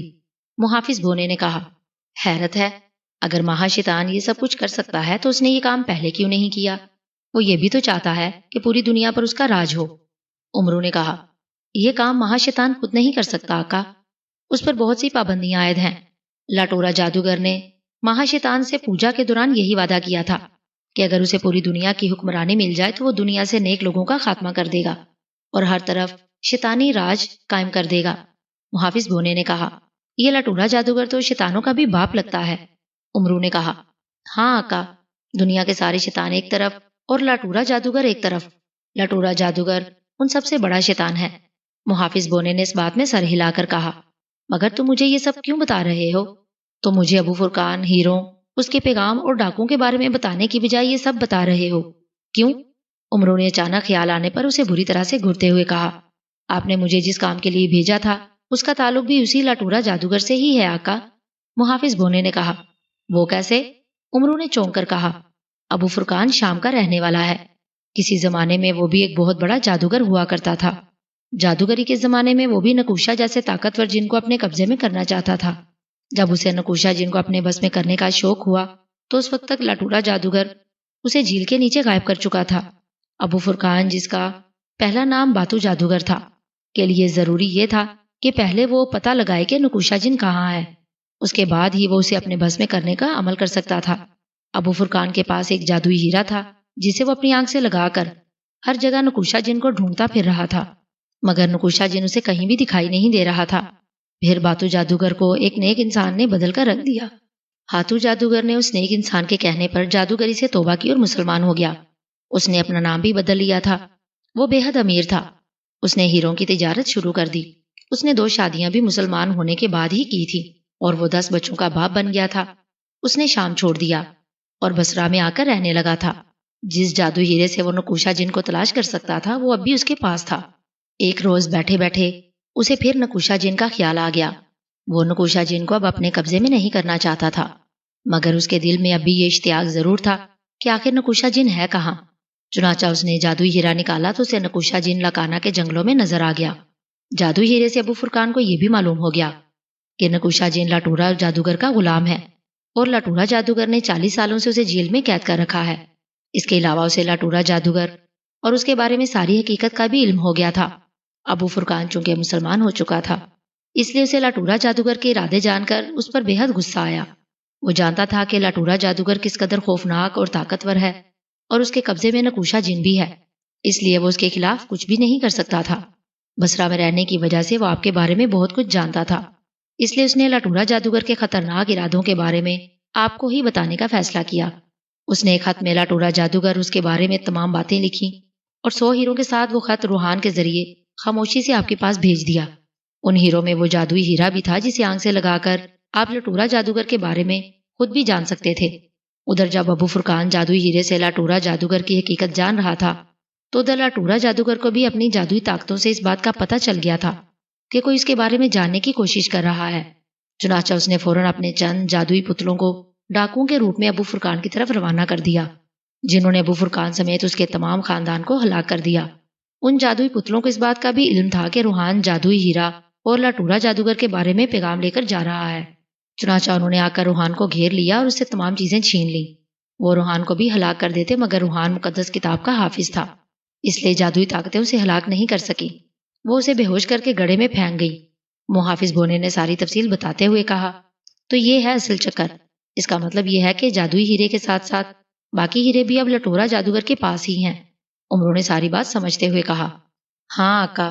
محافظ بونے نے اس بات میں سر ہلا کر کہا، مجھے یہ ساری باتیں جا کر سردار امیر حمزہ کو بھی بتانی ہوں گی، پھر جیسا وہ کہیں گے میں اس پر عمل کروں گا۔ عمرو نے کہا تو محافظ بونے نے اس بات میں سر ہلا دیا۔ اس بات کا تو مجھے یقین ہے کہ سردار امیر حمزہ ساری حقیقت جان کر مجھے فوری طور پر اس جادوگر کو ہلاک کرنے کا حکم دے دیں گے، مگر تم نے مجھے یہ نہیں بتایا کہ مہا شیطان نے لٹورا جادوگر کی تینوں شرطیں مانی بھی ہیں یا نہیں۔ اگر اس نے لٹورا جادوگر کی شرطیں مان لی ہیں تو پھر تو میرے لیے اسے ہلاک کرنا مشکل ہو جائے گا، کیونکہ مہا شیطان اسے شیطانی زندگی دے دے گا۔ اور کیا وہ اب بھی لاکانہ کے جنگل میں ہی موجود ہے؟ اب تو وہ کہیں بھی جا سکتا ہے۔ عمرو نے کہا، لٹورا جادوگر نکوشا جن کے ساتھ ابھی اسی لاکانہ جنگل میں ہی ہے آقا، اسے 40 روز تک ابھی اسی جنگل میں رہنا ہے۔ محافظ بونے نے کہا، اور پھر اس نے عمرو کو وہ باتیں بتا دیں جو سیاہ دھوئیں کی کھوپڑی رگھورا نے لٹورا جادوگر کو بتائی تھی کہ اسے 40 روز تک انتظار کرنا پڑے گا۔ بہت خوب محافظ بونے، بہت خوب۔ اس کا مطلب ہے ابھی ہمارے پاس 40 دن ہیں۔ ان 40 دن میں اگر میں لٹورا جادوگر کو ہلاک کر دوں تو نہ رہے گا بانس اور نہ بجے گی بانسری، مطلب جب لٹورا جادوگر ہی ہلاک ہو جائے گا تو مہا شیطان کس کی خواہش پوری کرے گا؟ امرو نے خوشی سے اچھلتے ہوئے کہا۔ اب آئی بات آپ کی سمجھ میں، محافظ بونے نے آنکھیں نکال کر کہا تو امرو بے اختیار ہنس پڑا۔ لٹورا جادوگر نے 10 روز پہلے اپنا عمل ختم کیا تھا، رگھورا کو بھی گئے 10 دن ہو چکے ہیں، اب ہمارے پاس 40 نہیں صرف 30 دن ہیں، یعنی 1 مہینہ۔ محافظ بونے نے کہا، بہت ہیں، میں نے ان دنوں میں ہی لٹورا جادوگر کو سچ مچ کا پاگل جادوگر نہ بنا دیا تو میرا نام بھی امرو یار نہیں۔ امرو نے خوش مزاجی سے کہا، لٹورا جادوگر اور اس کے غلام نکوشا جن کو ہلاک کرنا آپ کے لیے مشکل ہوگا آقا۔ محافظ بونے نے سنجیدہ ہو کر کہا تو امرو چونک پڑا۔ پھر؟ امرو نے پریشانی سے کہا، آپ پہلے جا کر سردار امیر حمزہ سے اجازت لیں اور ان سے نیک شگون کے طور پر جو لینا ہے لے آئیں۔ محافظ بونے نے مسکرا کر کہا، تو تم سمجھ گئے ہو کہ میں سردار امیر حمزہ کو کیوں جا کر سب کچھ بتانا چاہتا ہوں؟ امرو نے کہا تو محافظ بونا ہنس دیا، میں آپ کا غلام ہوں آقا، مگر میں آپ کی رگ رگ سے بھی واقف ہوں، آپ جائیں، پھر میں آپ کو بتاؤں گا کہ آپ کو کیا کرنا ہے۔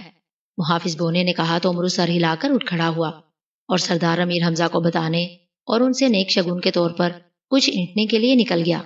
لٹورا جادوگر جھیل کے کنارے بڑی چٹان پر بیٹھا ہوا تھا، اس کی نظریں جھیل کے سرخ پانی پر جمی ہوئی تھی اور وہ گہرے خیالوں میں کھویا ہوا تھا۔ جس دن سے نکوشا جین جھیل سے نکل کر باہر آیا تھا اسی دن اس جھیل کا رنگ تبدیل نہیں ہوا تھا اور وہ اسی طرح سرخ تھی جیسے خون سے بھری ہوئی ہو۔ نکوشا جن چونکہ 40 دنوں تک لٹورا جادوگر کے ساتھ اس جنگل سے باہر نہیں جا سکتا تھا، اس لیے وہ بھی اس کے ساتھ اسی جنگل میں تھا اور اس نے آدم ذات کا روپ بدل رکھا تھا جس میں لٹورا جادوگر نے اسے رہنے کا حکم دیا تھا۔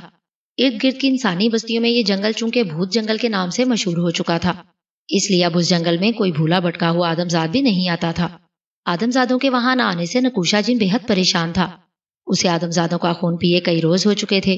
اپنی بھوک پیاس مٹانے کے لیے وہ جنگل کے جانوروں پر ہی انحصار کر رہا تھا، وہ جنگل میں جانوروں کا شکار کر کے ان کا خون پینے اور انہیں کھانے کے لیے ہی گیا ہوا تھا، اور لٹورا جادوگر جھیل کے کنارے اکیلا بیٹھا ہوا تھا۔ وہ شدت کے ساتھ رگھورا کی واپسی کا انتظار کر رہا تھا جو اس کے لیے بہت بڑی بڑی خوشخبریاں لانے والا تھا۔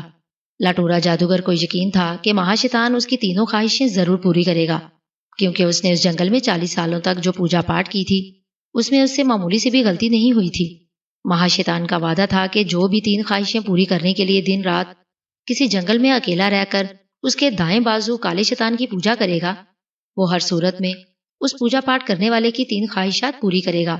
لٹورا جادوگر کو یہ خیال بھی آیا کہ اس نے رگھورا کو جو خواہشیں بتائی ہیں ان میں پہلی 2 خواہشیں واقعی مہا شیطان کی برابری کی تھیں، ہو سکتا ہے مہا شیطان اس کی یہ دونوں خواہشیں ماننے اور پورا کرنے سے انکار کر دے، اس لیے وہ پریشان بھی تھا اور اسی لیے وہ اس جھیل کے کنارے بیٹھا گہرے خیالوں میں کھویا ہوا تھا۔ اچانک قدموں کی آوازیں سن کر لٹورا جادوگر نے چونک کر سر گھمایا تو اسے ایک طرف سے نکوشا جن آتا دکھائی دیا۔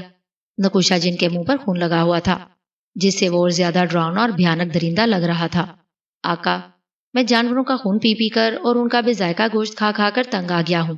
نکوشا جن نے تیز تیز قدم اٹھا کر لٹورا جادوگر کے نزدیک آتے ہوئے کہا، تو تمہیں میں نے یہ کب کہا تھا کہ تم اس جنگل کے جانوروں کا شکار کرتے رہو؟ لٹورا جادوگر نے مسکرا کر کہا، آپ نے خود ہی تو کہا تھا کہ مجھے 40 روز تک آپ کے ساتھ اسی جنگل میں رہنا ہے، پھر میں کسی آدم ذات کا شکار کیسے کر سکتا ہوں؟ اب یہاں کون سا کوئی آدم ذات آتا ہے؟ نکوشا جن نے کہا، میں نے تمہیں اپنی حفاظت کے لیے یہاں رکھا ہوا ہے نکوشا جن، میں اس جنگل سے باہر نہیں جا سکتا، تم پر کوئی پابندی نہیں، تم جہاں چاہو جا سکتے ہو۔ لٹورا جادوگر نے کہا، کیا آپ سچ کہہ رہے ہیں؟ میں اس جنگل سے باہر جا سکتا ہوں؟ نکوشا جن نے خوشی سے اچھلتے ہوئے کہا، ہاں جا سکتے ہو، مگر زیادہ دیر کے لیے نہیں، جب تک رگھورا واپس نہیں آ جاتا تمہیں میرے ساتھ ہی رہنا ہے۔ لٹورا جادوگر نے کہا، آپ مجھے تھوڑی دیر کے لیے بھی اگر جانے کی اجازت دے دیں تو میں انسانی بستیوں میں جا کر آدم زادوں کا شکار کر سکتا ہوں۔ نکوشا جن نے خوش ہو کر کہا، ٹھیک ہے چلے جانا، بلکہ تم پہلے ایک کام کرو۔ لٹورا جادوگر نے پہلے عام سے انداز میں پھر کچھ سوچ کر چونکتے ہوئے کہا، حکم آقا، میں آپ کا غلام ہوں، ایک کیا آپ مجھ سے ہزاروں کام لے سکتے ہیں۔ نکوشا جن نے کہا، ابھی رگھورا کے واپس آنے میں بہت دن باقی ہیں، میں یہاں اکیلا رہ رہ کر بیزار ہو گیا ہوں، میں نے اپنی جادوئی طاقتوں سے معلوم کیا ہے کہ ملک شام کی شہزادی شمع دنیا کی حسین ترین شہزادی ہے، اس جیسی حسین لڑکی دنیا میں اور نہیں ہے، میں نے فیصلہ کر لیا ہے کہ میں اسی سے شادی کروں گا، اس لیے تم ملک شام جاؤ اور وہاں جا کر شہزادی شمع کو اٹھا کر یہاں لے آؤ۔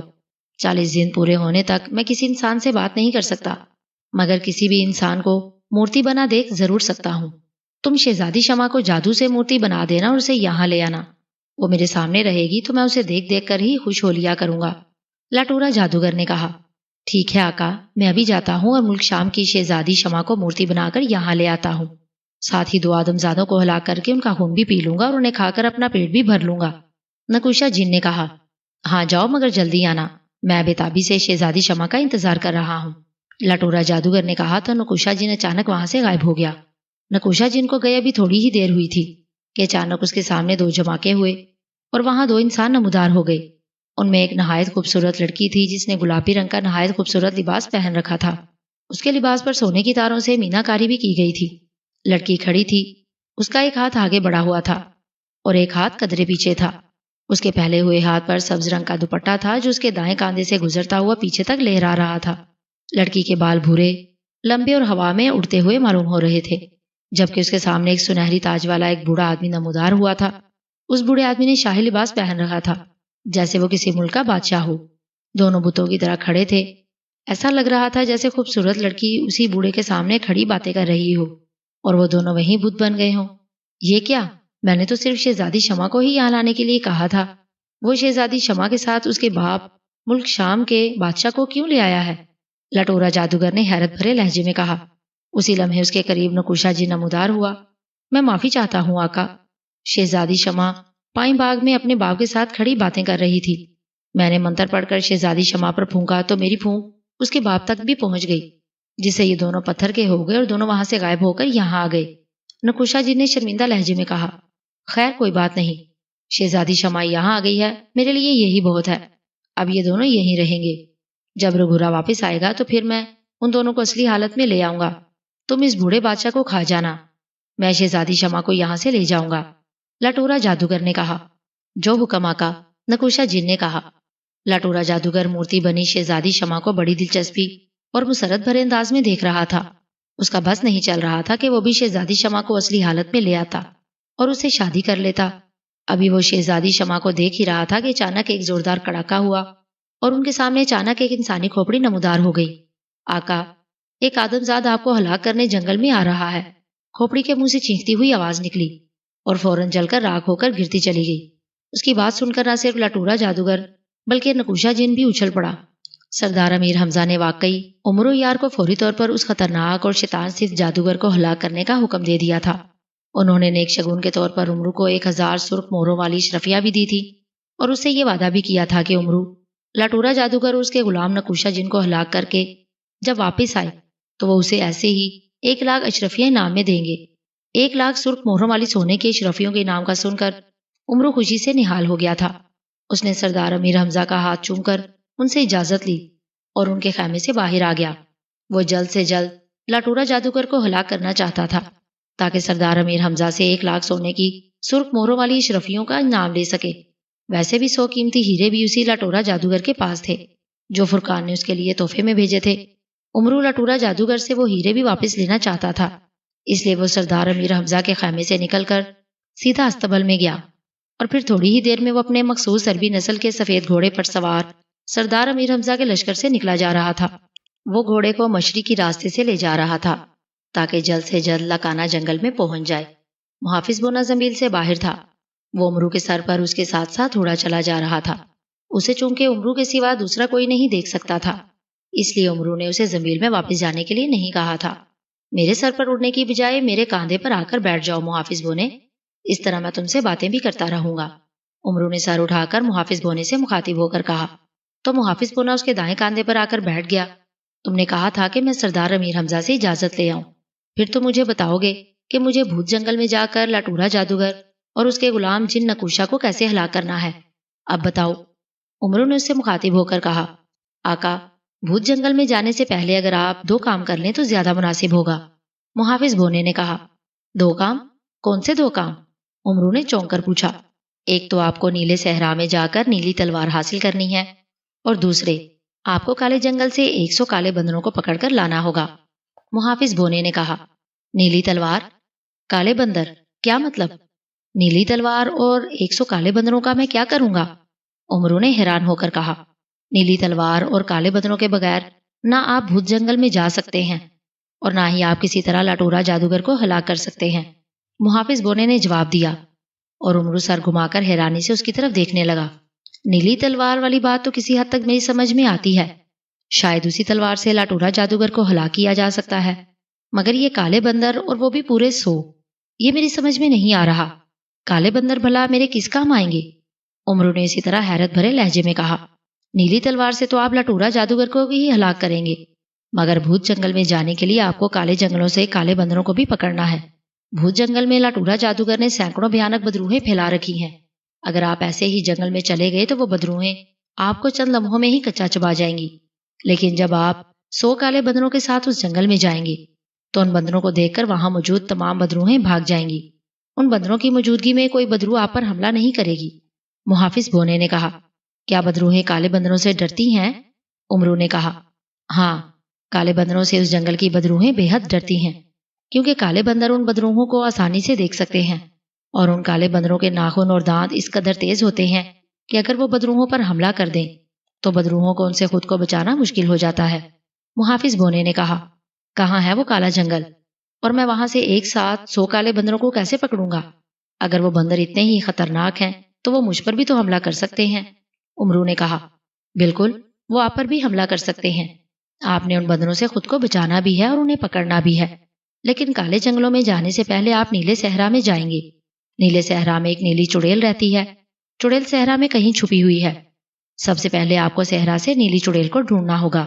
جب نیلی چڑیل آپ کے سامنے آئے گی تو وہ بھی آپ پر حملہ کرے گی۔ آپ اس سے بچ کر جیسے ہی اس کے سر کے بال پکڑ کر اس کے چند بال توڑیں گے تو وہ آپ کے سامنے جھک جائے گی۔ وہ آپ سے اپنے بال واپس مانگے گی۔ ان بالوں کے بدلے میں آپ اس سے نیلی تلوار مانگنا۔ جب وہ مجبور ہو کر نیلی تلوار آپ کو دے دے تو آپ اس کے بال اسے واپس کر دینا۔ نیلی تلوار آپ کے سامنے آ جائے گی تو پھر وہ آپ کو کوئی نقصان نہیں پہنچا سکے گی۔ محافظ بونے نے کہا۔ مگر یہ نیلا صحرا ہے کہاں، اور میں وہاں اس نیلی چڑیل کو کہاں اور کیسے تلاش کروں گا؟ عمرو نے کہا، اور اس کے لہجے میں حیرت تھی۔ یہ سوچنا آپ کا کام ہے آقا، میں صرف آپ کو ان ذریعوں کے بارے میں بتا سکتا ہوں جس سے آپ لاٹورا جادوگر تک پہنچ جائیں اور اسے ہلاک کرنے میں کامیاب ہو جائیں۔ محافظ بونے نے کہا۔ ٹھیک ہے، میں سمجھ گیا۔ عمرو نے اس بات میں سر ہلا کر کہا۔ اس نے گھوڑے کی باگیں کھینچی اور اسے روکنے لگا۔ گھوڑا تھوڑی دور جا کر رک گیا۔ گھوڑا رکتے ہی عمرو چھلانگ لگا کر نیچے آ گیا۔ اب تم واپس لشکر میں چلے جاؤ دوست، تمہارا کام ختم ہو گیا ہے۔ عمرو نے گھوڑے کی گردن پر پیار سے ہاتھ پھیرتے ہوئے کہا۔ گھوڑے نے ہنہنا کر سر ہلایا اور پھر وہ مڑا اور مڑ کر تیزی سے اس طرف بھاگتا چلا گیا جس طرف سے وہ عمرو کو لایا تھا۔ میں اس سارے معاملے میں زمیل کی کراماتی چیزوں کا استعمال کر سکتا ہوں نا؟ عمرو نے کاندھے پر بیٹھے محافظ بونے سے مخاطب ہو کر پوچھا۔ بالکل آقا، کیوں نہیں؟ اس وقت آپ دنیا کے خطرناک اور طاقتور ترین جادوگر کو ہلاک کرنے کی مہم پر ہیں اور آپ تمام کراماتی چیزوں کا استعمال کر سکتے ہیں، مگر کب، کہاں اور کون سی کراماتی چیز استعمال کرنی ہے یہ آپ کو خود طے کرنا ہوگا، اس لیے میں آپ کی کوئی مدد نہیں کر سکتا۔ محافظ بونے نے جواب دیتے ہوئے کہا۔ میں جانتا ہوں، تم بے فکر رہو، کراماتی چیزوں کے استعمال کے بارے میں تم سے میں کچھ نہیں پوچھوں گا۔ عمرو نے مسکرا کر کہا۔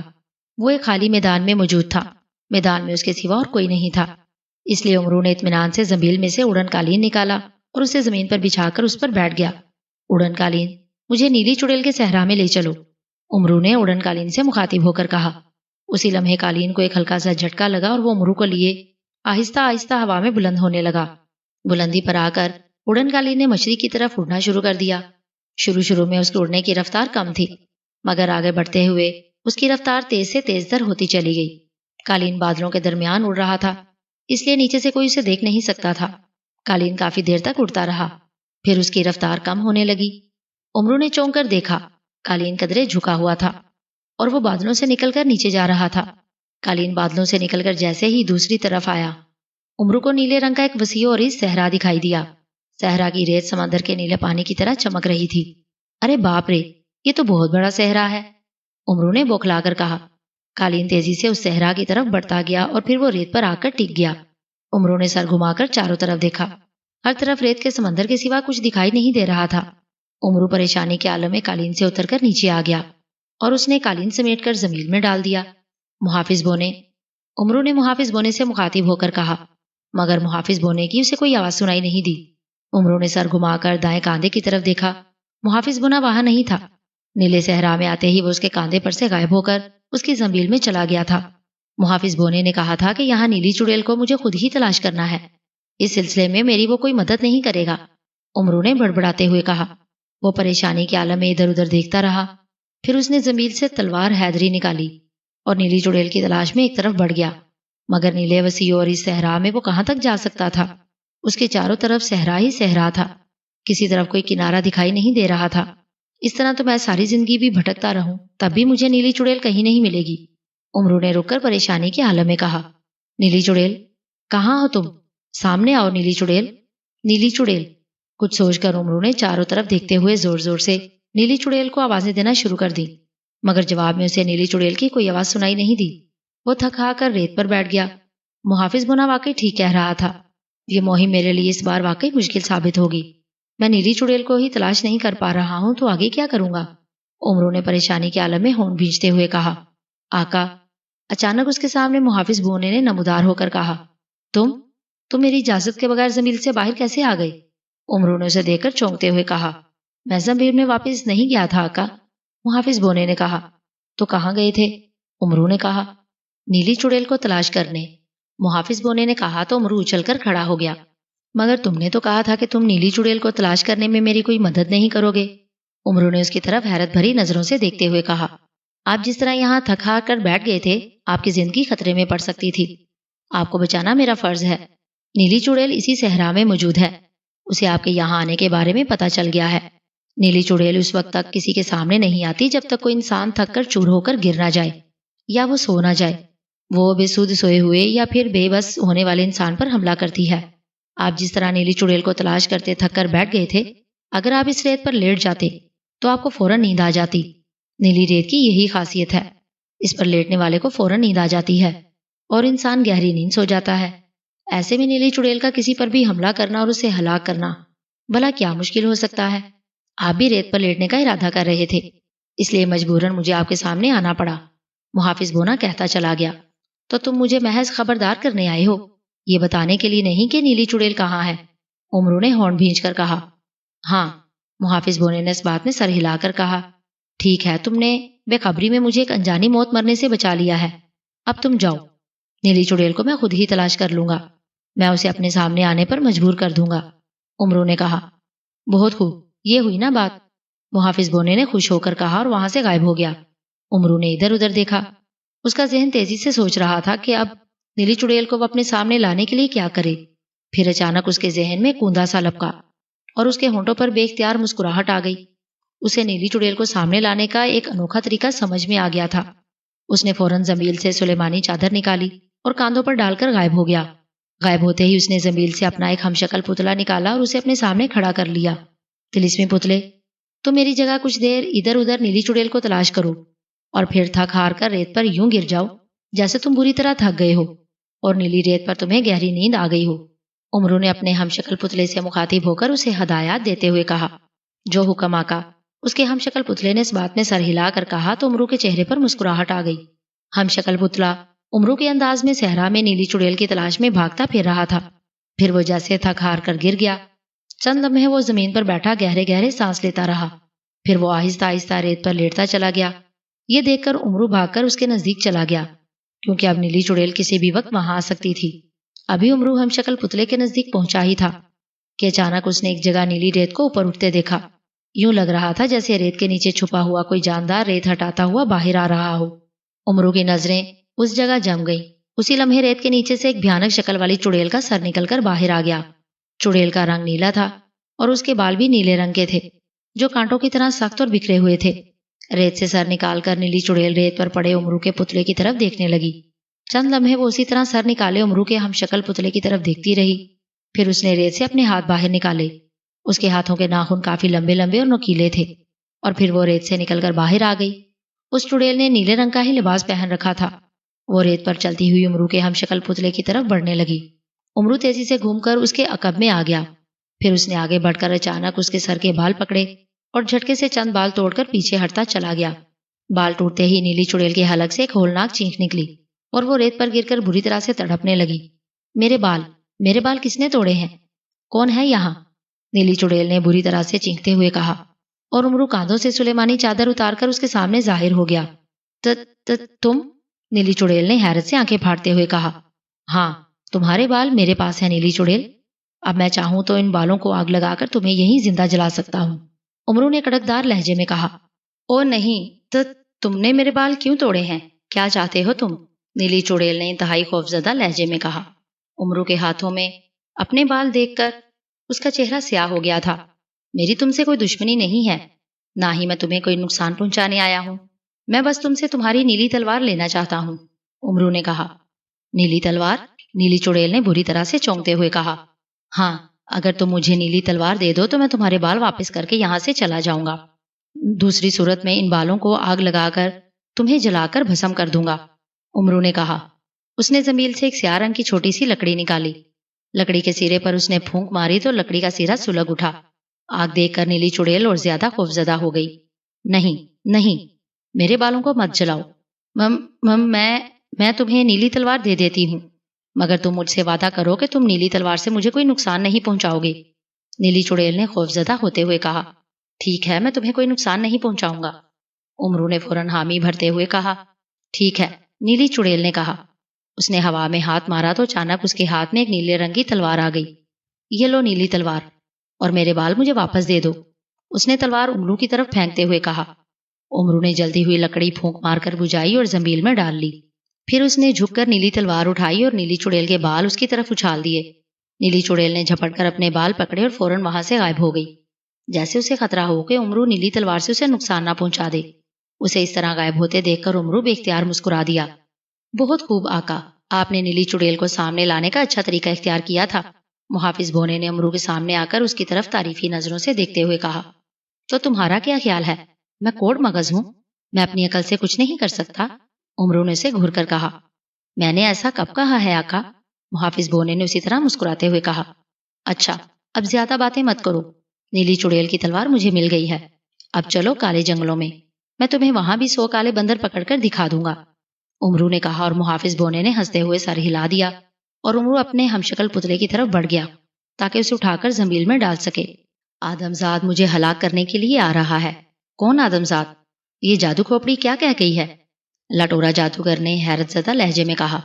جادو کھوپڑی کی بات سن کر میں بھی حیران ہو رہا ہوں آقا، دنیا کے کسی بھی کونے میں آپ کو ہلاک کرنے کا کوئی خیال بھی دل میں لائے گا تو یہاں موجود غیبی جادو کھوپڑیوں کو فوراً اس کے بارے میں پتہ چل جائے گا اور وہ اس کے بارے میں آپ کے سامنے آ کر آپ کو بتا دے گی، مگر کوئی آدمزاد آپ جیسے طاقتور جادوگر کو ہلاک کر سکتا ہے؟ یہ میرے لیے حیرت انگیز بات ہے۔ دنیا میں اس قدر طاقتور اور خوفناک انسان کون ہو سکتا ہے جو آپ جیسے طاقتور جادوگر کو میری موجودگی میں ہلاک کرنے کا سوچ بھی سکے؟ نکوشا جن نے حیرت بھرے لہجے میں کہا۔ یہی میں سوچ رہا ہوں، لٹورا جادوگر نے کہا۔ آپ زامری کو بلائیں، وہ آپ کو اس آدمزاد کے بارے میں بتا دے گی کہ وہ کون ہے، اور اس سے آپ کو یہ بھی معلوم ہو جائے گا کہ وہ آپ کو کیوں ہلاک کرنا چاہتا ہے، نکوشا جن نے اسے مشورہ دیتے ہوئے کہا۔ او ہاں، میں زامری کو بلاتا ہوں، میرے لیے اس آدمزاد کے بارے میں جاننا بے حد ضروری ہے، اور وہ مجھے کیوں ہلاک کرنا چاہتا ہے، لٹورا جادوگر نے ہونٹ چباتے ہوئے کہا۔ اس نے کوئی منتر پڑھا، اپنے ہاتھ دائیں بائیں لہرائے اور اچانک وہاں سے غائب ہو گیا۔ دوسرے لمحے وہ اپنی جھونپڑی میں نمودار ہوا تھا۔ جھونپڑی میں آتے ہی اس نے ایک منتر پڑھ کر زمین پر پاؤں مارا تو اچانک زمین ایک دھماکے سے پھٹی اور اس میں سے ایک دبلی پتلی سیاہ عورت اچھل کر باہر آ گئی۔ عورت نے سیاہ لباس پہن رکھا تھا اور اس کے سر کے بال بکھرے ہوئے تھے جن میں اس کا چہرہ چھپ سا گیا تھا۔ زامری حاضر ہے آقا، حکم، عورت نے دائیں بائیں ہلتے ہوئے بھیانک لہجے میں کہا۔ زامری، جادوئی کھوپڑی نے مجھے بتایا ہے کہ کوئی آدمزاد مجھے ہلاک کرنے کے لیے جنگل میں آ رہا ہے، مجھے بتاؤ وہ آدمزاد کون ہے اور وہ مجھے کیوں ہلاک کرنا چاہتا ہے، لٹورا جادوگر نے کرخت لہجے میں کہا۔ میں ابھی معلوم کرتی ہوں، زامری نے کہا اور چھپاکے سے وہاں سے غائب ہو گئی۔ تھوڑی دیر بعد وہ نمودار ہوئی تو لٹورا جادوگر غور سے اس کی طرف دیکھنے لگا۔ اس آدمزاد کا نام امرو یار ہے آقا، وہ آپ کو ہلاک کر کے ساری دنیا کو آپ کے خطرے سے بچانا چاہتا ہے، زامری نے کہا۔ امرو یار؟ کون امرو یار؟ لٹورا جادوگر نے چونک کر کہا، اور زامری اسے امرو کے بارے میں بتانے لگی کہ وہ کس قدر چالاک اور عیار ہے، اور وہ اب تک بے شمار جادوگروں اور جادوگرنیوں کو ہلاک کر چکا ہے، اور دیو اور جین بھی اس سے ڈرتے ہیں، مگر امرو کو یہ کیسے معلوم ہوا کہ میں ساری دنیا پر قبضہ کرنا چاہتا ہوں، لٹورا جادوگر نے حیرت بھرے لہجے میں کہا۔ یہ میں نہیں جانتی آقا، شاید ہاتھو جادوگر کے اس ملازم نے امرو کو سب کچھ بتا دیا ہو، جسے ہاتھو جادوگر نے جادو ہیرا اور پیغام دے کر اس کے پاس بھیجا تھا۔ آپ کی جادوئی طاقتوں نے ہاتھو جادوگر اور اس کے خاندان کو تو ہلاک کر دیا تھا، مگر جادوئی طاقتیں اس آدمی کو ہلاک نہیں کر سکی جسے ہاتھو جادوگر نے امرو کے پاس بھیجا تھا۔ زامری نے کہا، او ہاں، جادوئی طاقتوں نے مجھے بتایا تھا کہ اس کے دل و دماغ میں روشن کلام موجود ہے، اس لیے وہ اسے ہلاک نہیں کر سکی تھی۔ لٹورا جادوگر نے اس بات میں سر ہلا کر کہا، آپ اس امرو کا جلد سے جلد خاتمہ کر دیں آقا، ورنہ وہ آپ کے لیے واقعی خطرے کا باعث بن سکتا ہے۔ زامری نے کہا، میں جانتا ہوں، تم نے امرو کے بارے میں مجھے جو بتایا ہے اسے جان کر مجھے بھی خدشہ ہو رہا ہے کہ وہ میرے لیے خطرناک ثابت ہو سکتا ہے۔ تم بتاؤ، میں امرو کو یہاں آنے سے کیسے روکوں، کیسے ہلاک کروں اسے؟ لٹورا جادوگر نے کہا، امرو کو یقینی طور پر ہلاک کرنے کا ایک طریقہ ہے آقا، اگر آپ اس طریقے پر عمل کر لیں تو امرو یقیناً طور پر ہلاک ہو جائے گا۔ زامری نے کہا، بتاؤ کیا طریقہ ہے وہ؟ لٹورا جادوگر نے کہا، آپ نکوشا جن سے کہیں کہ وہ امرو کو ہلاک کرنے کی بجائے اسے زندہ پکڑنے کی کوشش کرے۔ نکوشا جن جب امرو کو زندہ پکڑ کر رسیوں سے باندھ کر آپ کے پاس لے آئے تو آپ اپنے ہاتھوں سے امرو کی گردن اڑا دیں۔ جب وہ تڑپ تڑپ کر ہلاک ہو جائے تو آپ اسے پہلے سے جلائی ہوئی آگ میں پھینک دیں، جس سے امرو کا بے سر کا دھڑ اور سر دونوں جل کر بھسم ہو جائیں گے۔ زامری نے کہا، ٹھیک ہے، میں تمہارے مشورے پر عمل کروں گا۔ تو مجھے یہ بتاؤ کہ اب امرو ہے کہاں اور وہ یہاں کب پہنچے گا؟ لٹورا جادوگر نے کہا، امرو اس وقت اپنی کسی نیکی کی طاقت کے ساتھ ہے آقا، اس لیے میں آپ کو یہ نہیں بتا سکتی کہ وہ اس وقت کہاں ہے۔ وہ اس جنگل میں کبھی بھی اور کہیں سے بھی آ سکتا ہے۔ زامری نے کہا، تو پھر مجھے یہاں فوراً حفاظتی انتظامات سخت کر دینے چاہیے تاکہ امرو جیسے اس جنگل میں آئے مجھے اس کی فوراً خبر مل جائے۔ لٹورا جادوگر نے کہا، ہاں آقا، یہ بہت ضروری ہے۔ زامری نے اس بات میں سر ہلا کر کہا، ٹھیک ہے، تم جاؤ۔ لٹورا جادوگر نے کہا اور زامری فوراً پھٹی ہوئی زمین میں سما گئی اور زمین دوبارہ برابر ہو گئی۔ لٹورا جادوگر جھونپڑی سے غائب ہوا اور دوبارہ اسی جگہ نمودار ہوا جہاں شہزادی شمع اور ملک شام کے بادشاہ دونوں کے مجسمے تھے۔ آپ آ گئے آقا، نکوشا جن نے کہا جو وہی موجود تھا۔ ہاں نکوشا جن، جادو کھوپڑی نے جس آدم ذات کے بارے میں بتایا تھا اس کا نام امرو یار ہے، اور امرو یار دنیا کا ایک خطرناک اور انتہائی یار انسان ہے۔ وہ اب تک بے شمار جادوگر اور جادوگرنیوں کو ہلاک کر چکا ہے۔ اس کے علاوہ جنات اور دیو بھی اس امرو سے بے حد ڈرتے ہیں۔ یہاں آ کر وہ میرے لیے بھی خطرناک ثابت ہو سکتا ہے اور تمہارے لیے بھی، اس لیے ہمیں امرو کو ہر حال میں ہلاک کرنا ہے، سمجھے تم؟ لٹورا جادوگر نے کہا، اچھا کیا آقا، آپ نے مجھے بتا دیا۔ آپ بے فکر رہیں، وہ جیسے ہی یہاں آئے گا میں اسے فوراً پکڑ لوں گا اور اس کے ٹکڑے ٹکڑے کر کے کھا جاؤں گا۔ نکوشا جن نے کہا، نہیں، تم ایسا کچھ نہیں کرو گے نکوشا جن، لٹورا جادوگر نے گھرا کر کہا۔ مگر آقا، نکوشا جن نے حیرت بھرے لہجے میں کہنا چاہا، تم میرے غلام ہو نکوشا جن، میں تم سے جو کچھ کہوں گا تم وہی کرو گے۔ لٹورا جادوگر نے کہا، جی آقا، آپ حکم کریں۔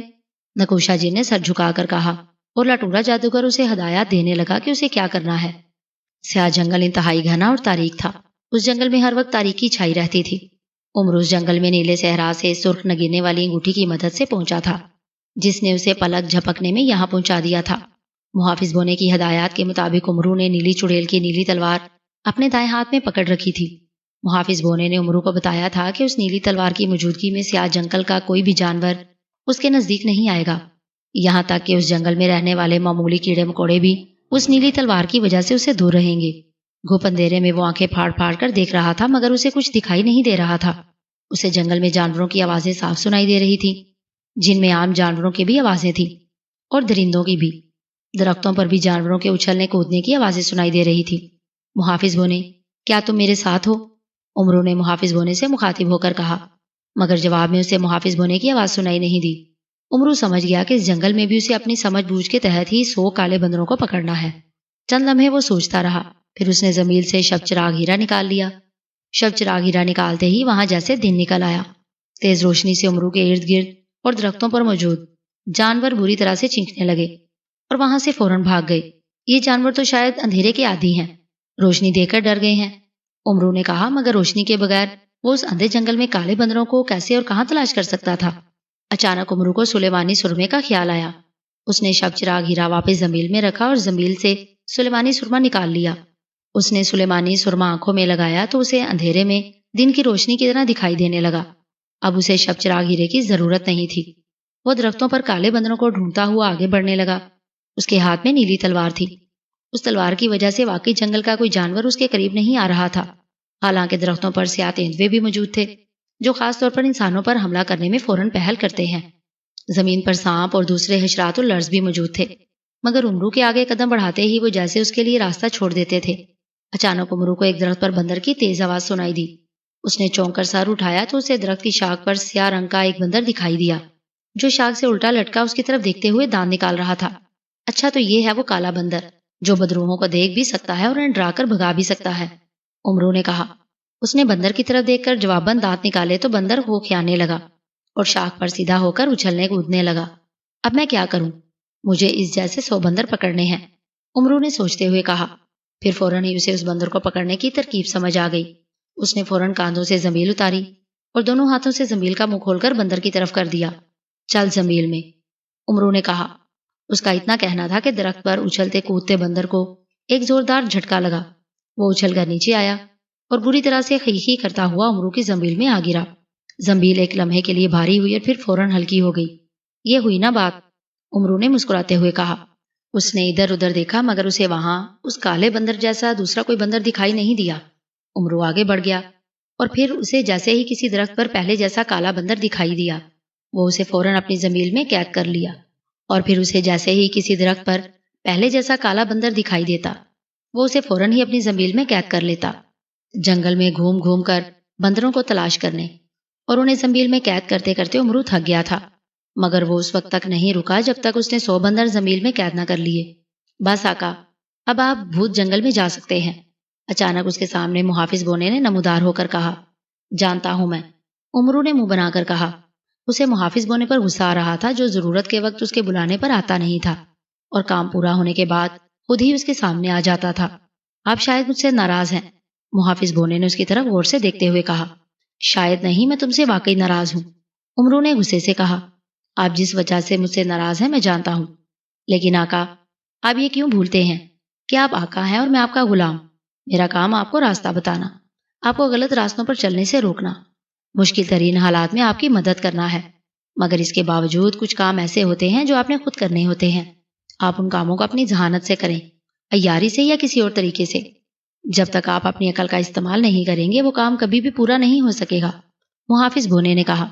یہ تم مجھے بتا رہے ہو یا سمجھانے کی کوشش کر رہے ہو؟ امرو نے اسے گھورتے ہوئے کہا۔ بتا بھی رہا ہوں اور سمجھا بھی رہا ہوں، محافظ بونے نے کہا۔ تو تمہارا کیا خیال ہے میں نہ سمجھ ہوں؟ امرو نے آنکھیں نکال کر کہا۔ ارے نہیں، یہ بھلا میں آپ سے کیسے کہہ سکتا ہوں، محافظ بونے نے جلدی سے کہا۔ تو بس خاموش رہو، مجھے تمہاری اور کوئی بات نہیں سننی، اب جو بھی کرنا ہے میں خود کروں گا، امرو نے کہا۔ تو کیا آپ چاہتے ہیں کہ میں آپ کے ساتھ نہ رہوں؟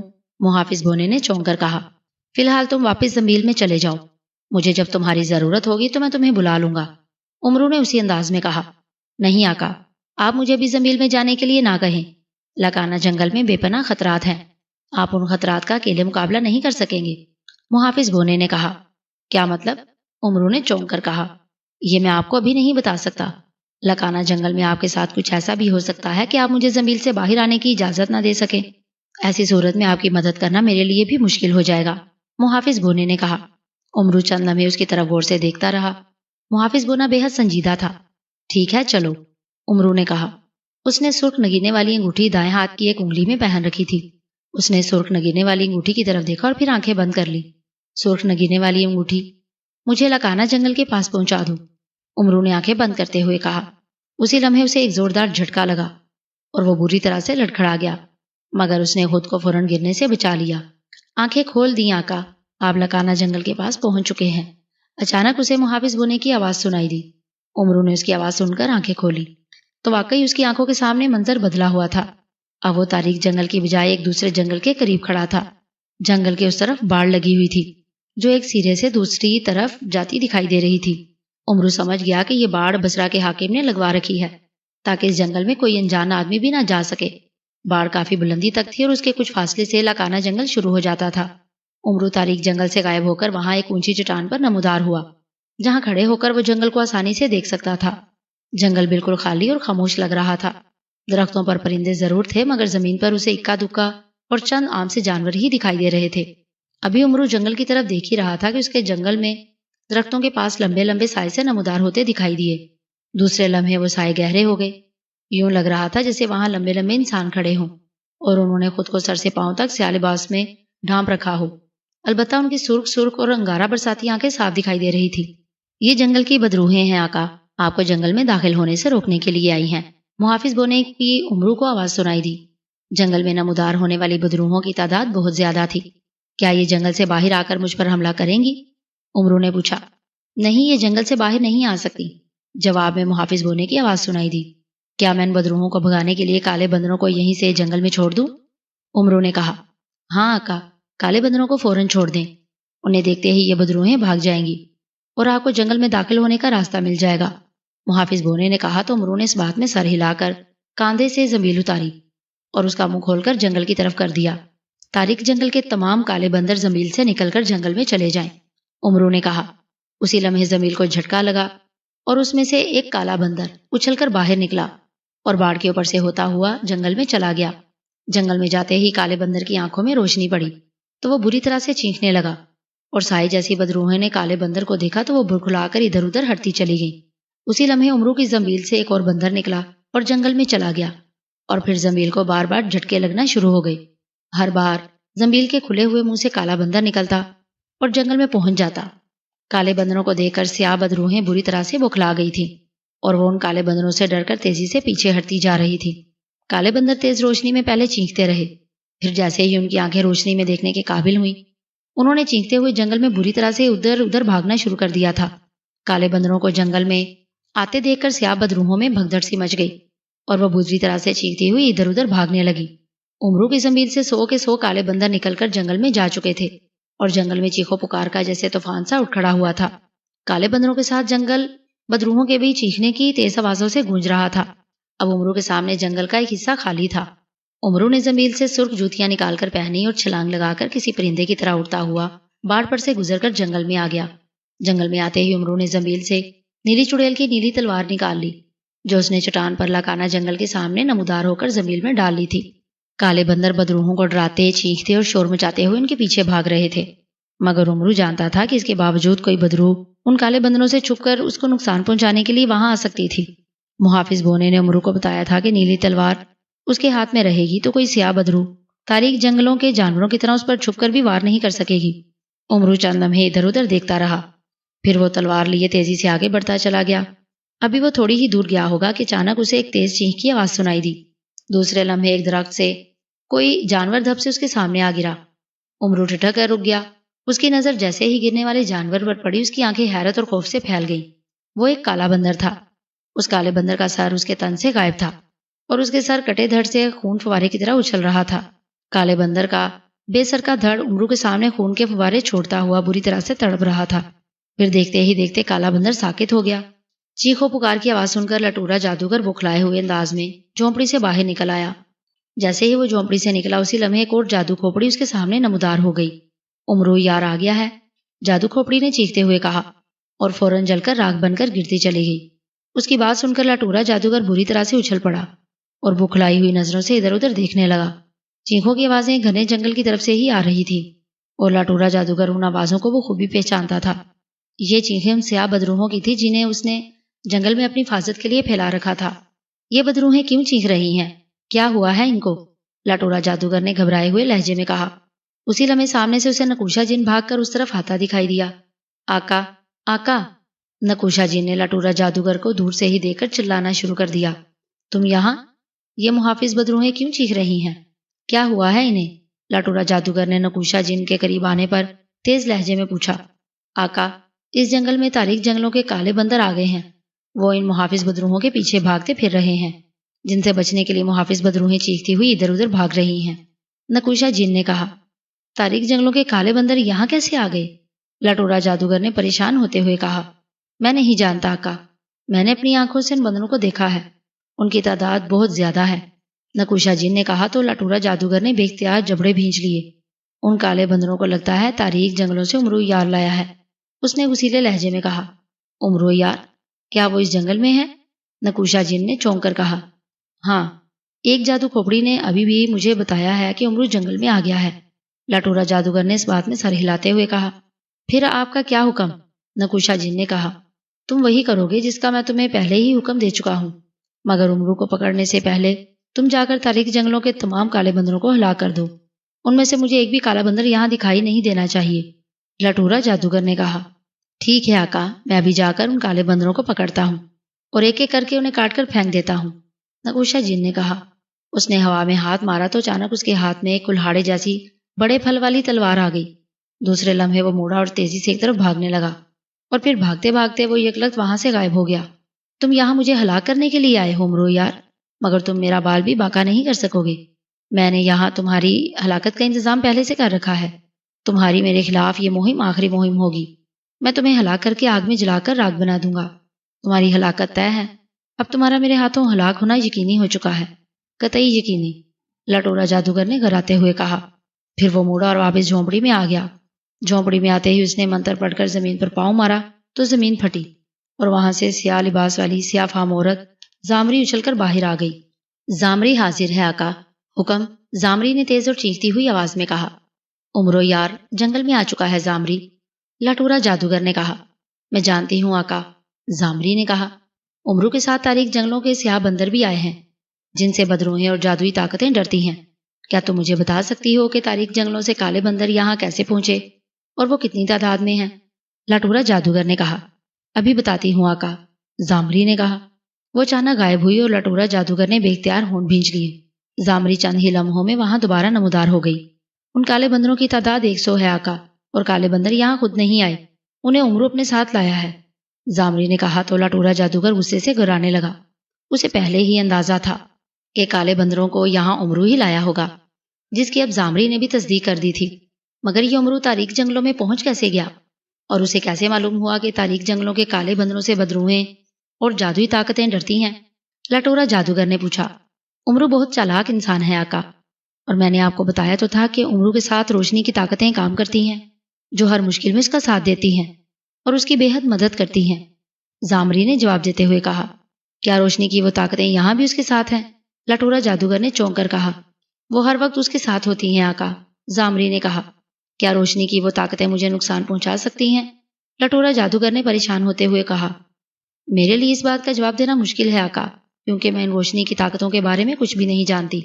اگر میں نے ان کے بارے میں جاننے کی کوشش کی تو میں ہمیشہ کے لیے اندھی ہو جاؤں گی، زامری نے کہا۔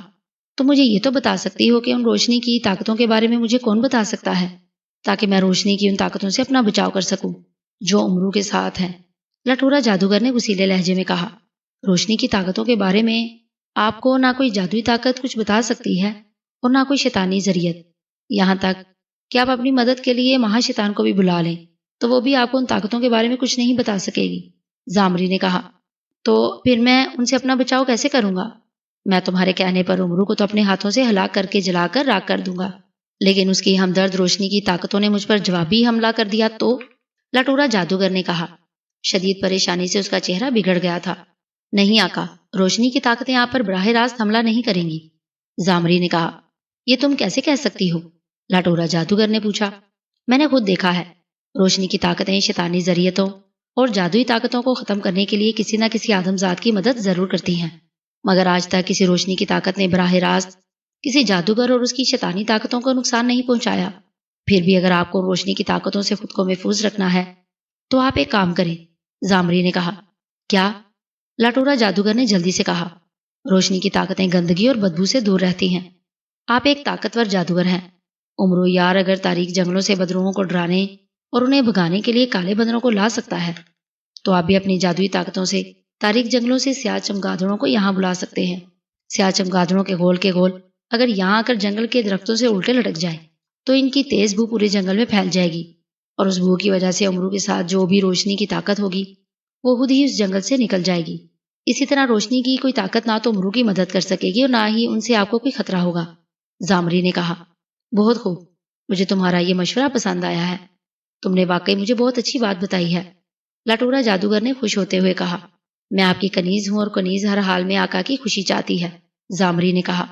تم جاؤ، میں پہلے امرو کو ہلاک کر دوں، پھر میں تمہیں بلا کر اس شاندار مشورے پر تمہیں انعام دوں گا، بہت بڑا انعام جسے پا کر تم خوش ہو جاؤ گی، لٹورا جادوگر نے کہا۔ کنیز آقا کے انعام کا انتظار کرے گی، زامری نے کہا، اور وہ زمین میں سما گئی، اور اس کے زمین میں سماتے ہی زمین دوبارہ برابر ہوتی چلی گئی۔ بندر کی سرکٹی لاش دیکھ کر امرو بوکھلا گیا تھا۔ اس نے ادھر ادھر دیکھا مگر اسے وہاں کوئی دکھائی نہیں دیا۔ اسی لمحے اس کے سامنے ایک اور بندر آ گرا۔ اس بندر کا سر بھی کٹا ہوا تھا اور وہ بھی گردن سے خون اگلتا ہوا امرو کے سامنے تڑپ رہا تھا۔ یہ کیا ہو رہا ہے؟ ان کالے بندروں کو اس طرح کون ہلاک کر رہا ہے؟ امرو نے بوکھلائے ہوئے لہجے میں کہا۔ یہ نکوشا جن کا کام ہے آقا۔ وہ جنگل سے کالے بندروں کو پکڑ پکڑ کر ان کی گردنیں کاٹ کر آپ کے سامنے پھینک رہا ہے۔ اچانک محافظ بونے نے نمودار ہوتے ہوئے کہا، تو پھر تم یہاں کیا کر رہے ہو؟ جا کر روکو اسے، اس طرح تو وہ سارے کالے بندروں کے سر کاٹ کر میرے سامنے پھینک دے گا۔ امرو نے بوکھلائے ہوئے لہجے میں کہا، آپ تاریک جنگلوں سے 1 2 نہیں 100 کالے بندر پکڑ کر لائے ہیں آقا۔ بندر سارے جنگل میں پھیل گئے ہیں۔ ان سب بندروں کو پکڑنے اور انہیں ہلاک کرنے میں نکوشا جن کو کافی وقت لگے گا۔ آپ نے سرخ جوتیاں پہن رکھی ہیں، نیلی تلوار آپ کے ہاتھ میں ہے۔ آپ بھاگتے ہوئے وسطی جھیل کی طرف چلے جائیں۔ آپ جیسے ہی وہاں پہنچیں گے بٹورا جادوگر فوراً آپ کے سامنے آ جائے گا۔ وہ آپ کو سامنے دیکھ کر جادو سے آپ کو ہلاک کرنے کی کوشش کرے گا، لیکن آپ نے جو طلیسم شکن انگوٹھی پہن رکھی ہے اس کی موجودگی میں لٹورا جادوگر کا کوئی جادو آپ پر اثر نہیں کرے گا۔ آپ لٹورا جادوگر پر نیلی تلوار سے حملہ کر کے اسے ہلاک کر دیں، وہ اس نیلی تلوار سے نہیں بچ سکے گا، محافظ بونے نے کہا۔ اور نکوشا جن، کیا وہ بھی اس نیلی تلوار سے ہلاک ہوگا؟ امرو نے پوچھا۔ نکوشا جن، محافظ بونے نے بھی اتنا ہی کہا تھا کہ اچانک وہ بڑے زور سے چونکا۔ دوسرے لمحے اس کے چہرے پر پریشانی لہرانے لگی۔ یہ تو سارا معاملہ ہی الٹ ہو گیا ہے، اس کے منہ سے نکلا۔ سارا معاملہ الٹ ہو گیا ہے؟ کیا مطلب؟ یہ تم کیا کہہ رہے ہو؟ امرو نے چونک کر کہا۔ آپ یہیں رکے، میں ابھی آتا ہوں، محافظ بونے نے کہا، اور اس سے پہلے کہ امرو سے کچھ کہتا محافظ بونا وہاں سے غائب ہو گیا۔ یہ محافظ بونے کو کیا ہوا ہے؟ میں نے اسے اس قدر پریشان کبھی نہیں دیکھا، امرو نے حیرت بھرے لہجے میں کہا۔ اسی لمحے اس کے سامنے ایک اور کالا بندر آ کر گرا۔ اس بار اس کالے بندر کا کٹا ہوا سر بھی اس کے ساتھ ہی آ کر گرا تھا۔ کالا بندر خون کے فوارے چھوڑتا ہوا تڑپ رہا تھا۔ تیسرے بندر کو دیکھ کر امرو نے بے اختیار ہونٹ بھینچ لیے۔ اس کی پیشانی پر بے شمار بل پڑ گئے تھے۔ وہ بے چینی سے محافظ بونے کی واپسی کا انتظار کرنے لگا، جو نہ جانے کہاں چلا گیا تھا۔ تھوڑی تھوڑی دیر کے بعد امرو کے سامنے سر کٹے کالے بندر آ کر گرتے جا رہے تھے۔ امرو کے سامنے 10 سے زیادہ کالے بندر پڑے تھے، اور رفتہ رفتہ ان کی سر کٹی لاشوں میں اضافہ ہوتا جا رہا تھا۔ محافظ بونے کو جوں آنے میں دیر ہو رہی تھی، امرو کی پریشانی بڑھتی چلی جا رہی تھی۔ محافظ بونے نے جاتے ہوئے اسے یہیں رکنے کے لیے کہا تھا، اس لیے امرو وہاں رکنے پر مجبور تھا، ورنہ ان سر کٹے کالے بندروں کو دیکھ کر اس کا ایک لمحے کے لیے بھی وہاں رکنے کو دل نہیں چاہ رہا تھا۔ آخر یہ محافظ بونا کہاں مر گیا ہے؟ مجھے اس کا اور یہاں کتنا انتظار کرنا پڑے گا؟ امرو نے پریشانی کے عالم میں بڑبڑاتے ہوئے کہا۔ اسی لمحے محافظ بونا وہاں آ گیا۔ اسے دیکھ کر امرو کا چہرہ غصے سے سرخ ہو گیا تھا۔ کہاں مر گئے تھے تم، اور آنے میں تم نے اتنی دیر کیوں لگائی ہے؟ امرو نے اسے غصے سے گھرتے ہوئے کہا۔ ان باتوں کا جواب میں آپ کو بعد میں دوں گا آقا، پہلے جو میں کہہ رہا ہوں اسے دھیان سے سن لیں۔ لٹورا جادوگر کو آپ اب اس طرح ہلاک نہیں کر سکتے جیسا میں نے آپ کو بتایا تھا، محافظ بونے نے پریشان لہجے میں کہا۔ کیا مطلب؟ امرو نے چونک کر اور انتہائی حیرت زدہ لہجے میں کہا۔ میں ٹھیک کہہ رہا ہوں آقا، لٹورا جادوگر کو آپ نہیں صرف نکوشا جن ہلاک کر سکتا ہے، محافظ بونے نے کہا، اور امرو حیرت سے اچھل پڑا۔ نکوشا جن؟ یہ کیسے ہو سکتا ہے؟ نکوشا جن لٹورا جادوگر کو کیسے ہلاک کرے گا؟ وہ تو لٹورا جادوگر کا غلام ہے، امرو نے انتہائی حیرت زدہ لہجے میں کہا۔ آپ خاموشی سے میری باتیں سن لے آقا، میرے پاس زیادہ وقت نہیں ہے۔ لٹورا جادوگر نے تاریک جنگلوں سے سیاہ چمگادڑوں کو بلایا ہے، جو کسی بھی وقت یہاں پہنچ سکتی ہیں۔ ان چمگادڑوں کے آتے ہی یہاں ہر طرف انتہائی گندی بو پھیل جائے گی۔ اس بو کی موجودگی میں نہ میں آپ کے سامنے آ سکوں گا اور نہ ہی آپ کی کوئی مدد کر سکوں گا۔ اب آپ کو اپنی حفاظت کے ساتھ ساتھ باقی سارے کام بھی خود کرنے پڑیں گے۔ اس کے لیے اب آپ نہ اپنی زنبیل کو استعمال کر سکیں گے اور نہ ہی کوئی کراماتی چیز۔ سیاہ چمگادڑوں کی بو سے نیکی کی کوئی چیز اور کوئی طاقت آپ کے کام نہیں آئے گی، محافظ بونا کہتا چلا گیا، اور اس کی باتیں سن کر امرو حیرت سے منہ پھاڑے اسے تکنے لگا۔ یہ جان کر اس کا دل دھڑک اٹھا کہ اس بھوت جنگل میں اسے اب اکیلے ہی سب کچھ کرنا پڑے گا، نہ اس کی محافظ بونا کوئی مدد کرے گا اور نہ ہی وہ یہاں زنبیل کی کسی کراماتی چیز کا استعمال کر سکے گا۔ محافظ بونے کے ساتھ زنبیل کی ہر چیز اس کے لیے ناکارہ ہو جائے گی، اور ان چیزوں کے استعمال کے بغیر امرو نکوشا جن اور لٹورا جیسے طاقتور جادوگر کا کیسے مقابلہ کر سکے گا؟ یہ سوچ کر اس کے دل و دماغ میں آندھیاں سی چلنا شروع ہو گئی۔ خوف سے اس کا حلق خشک ہو رہا تھا، اور اس کے جسم میں بھوت جنگل کے خوفناک پن سے کپ کپی سی طاری ہو گئی۔ آپ میری بات سن رہے ہیں آقا؟ اسے خوفزدہ دیکھ کر محافظ بونے نے کہا۔ ہاں ہاں، امرو نے بے خیالی میں کہا۔ اپنے ہوش و حواس قائم کریں آقا، میں آپ کو جو بتانے آیا ہوں اسے دھیان سے سنیں، ورنہ یہ بھوت جنگل آپ کی یقینی اور خوفناک ہلاکت کا باعث بن جائے گا، محافظ بونے نے بڑے سخت لہجے میں کہا۔ او نہیں نہیں، تم بتاؤ، میں تمہاری باتیں دھیان سے سنوں گا، امرو نے کام کر کہا اور محافظ بونا اسے سمجھانے لگا کہ اسے کیا کرنا ہے، اور اگر میں ایسا نہ کر سکا تو کیا ہوگا؟ امرو نے بڑے خوفزدہ لہجے میں کہا۔ تب آپ کی ہلاکت طے ہے، محافظ بونے نے سرد لہجے میں کہا، اور امرو لرز اٹھا۔ کیا زنبیل کی طرح طلیسم شکن انگوٹھی بھی میری کوئی مدد نہیں کرے گی؟ امرو نے خوف بھرے لہجے میں کہا۔ طلیسم شکن انگوٹھی کا کام آپ کو جادوئی واروں سے بچانے کا ہے۔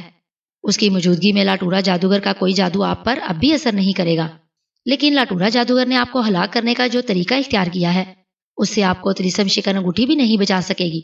محافظ بونے نے کہا، بس تو پھر میرا اللہ ہی حافظ ہے، مجھے تو اب سچ مچ یہ مہم اپنی زندگی کی آخری مہم نظر آ رہی ہے، اور وہ بھی نامکمل اور ناکام مہم۔ امرو نے ایک طویل سانس لیتے ہوئے کہا، مایوس مت ہوں آقا، مایوسی گناہ ہے، آپ ہمت، احتیاط اور عقل سے کام لیں گے تو آپ کامیاب ہو جائیں گے، محافظ بونے نے کہا۔ اسی لمحے امرو کو آسمان پر تیز شور سنائی دیا۔ اس نے سر اٹھا کر دیکھا تو اسے آسمان پر سیاہ رنگ کے چھوٹے چھوٹے پرندے دکھائی دیے، جن کے گول اڑتے ہوئے آ رہے تھے۔ یہ تاریک جنگل کے سیاہ چمگادڑ ہیں، آپ فوراً اس طرف بھاگ جائیں جہاں شہزادی شمع اور اس کے باپ کا بت موجود ہے۔ میں اب واپس زنبیل میں جا رہا ہوں، محافظ بونے نے جلدی سے کہا، اور پھر وہ اچانک غائب ہو گیا۔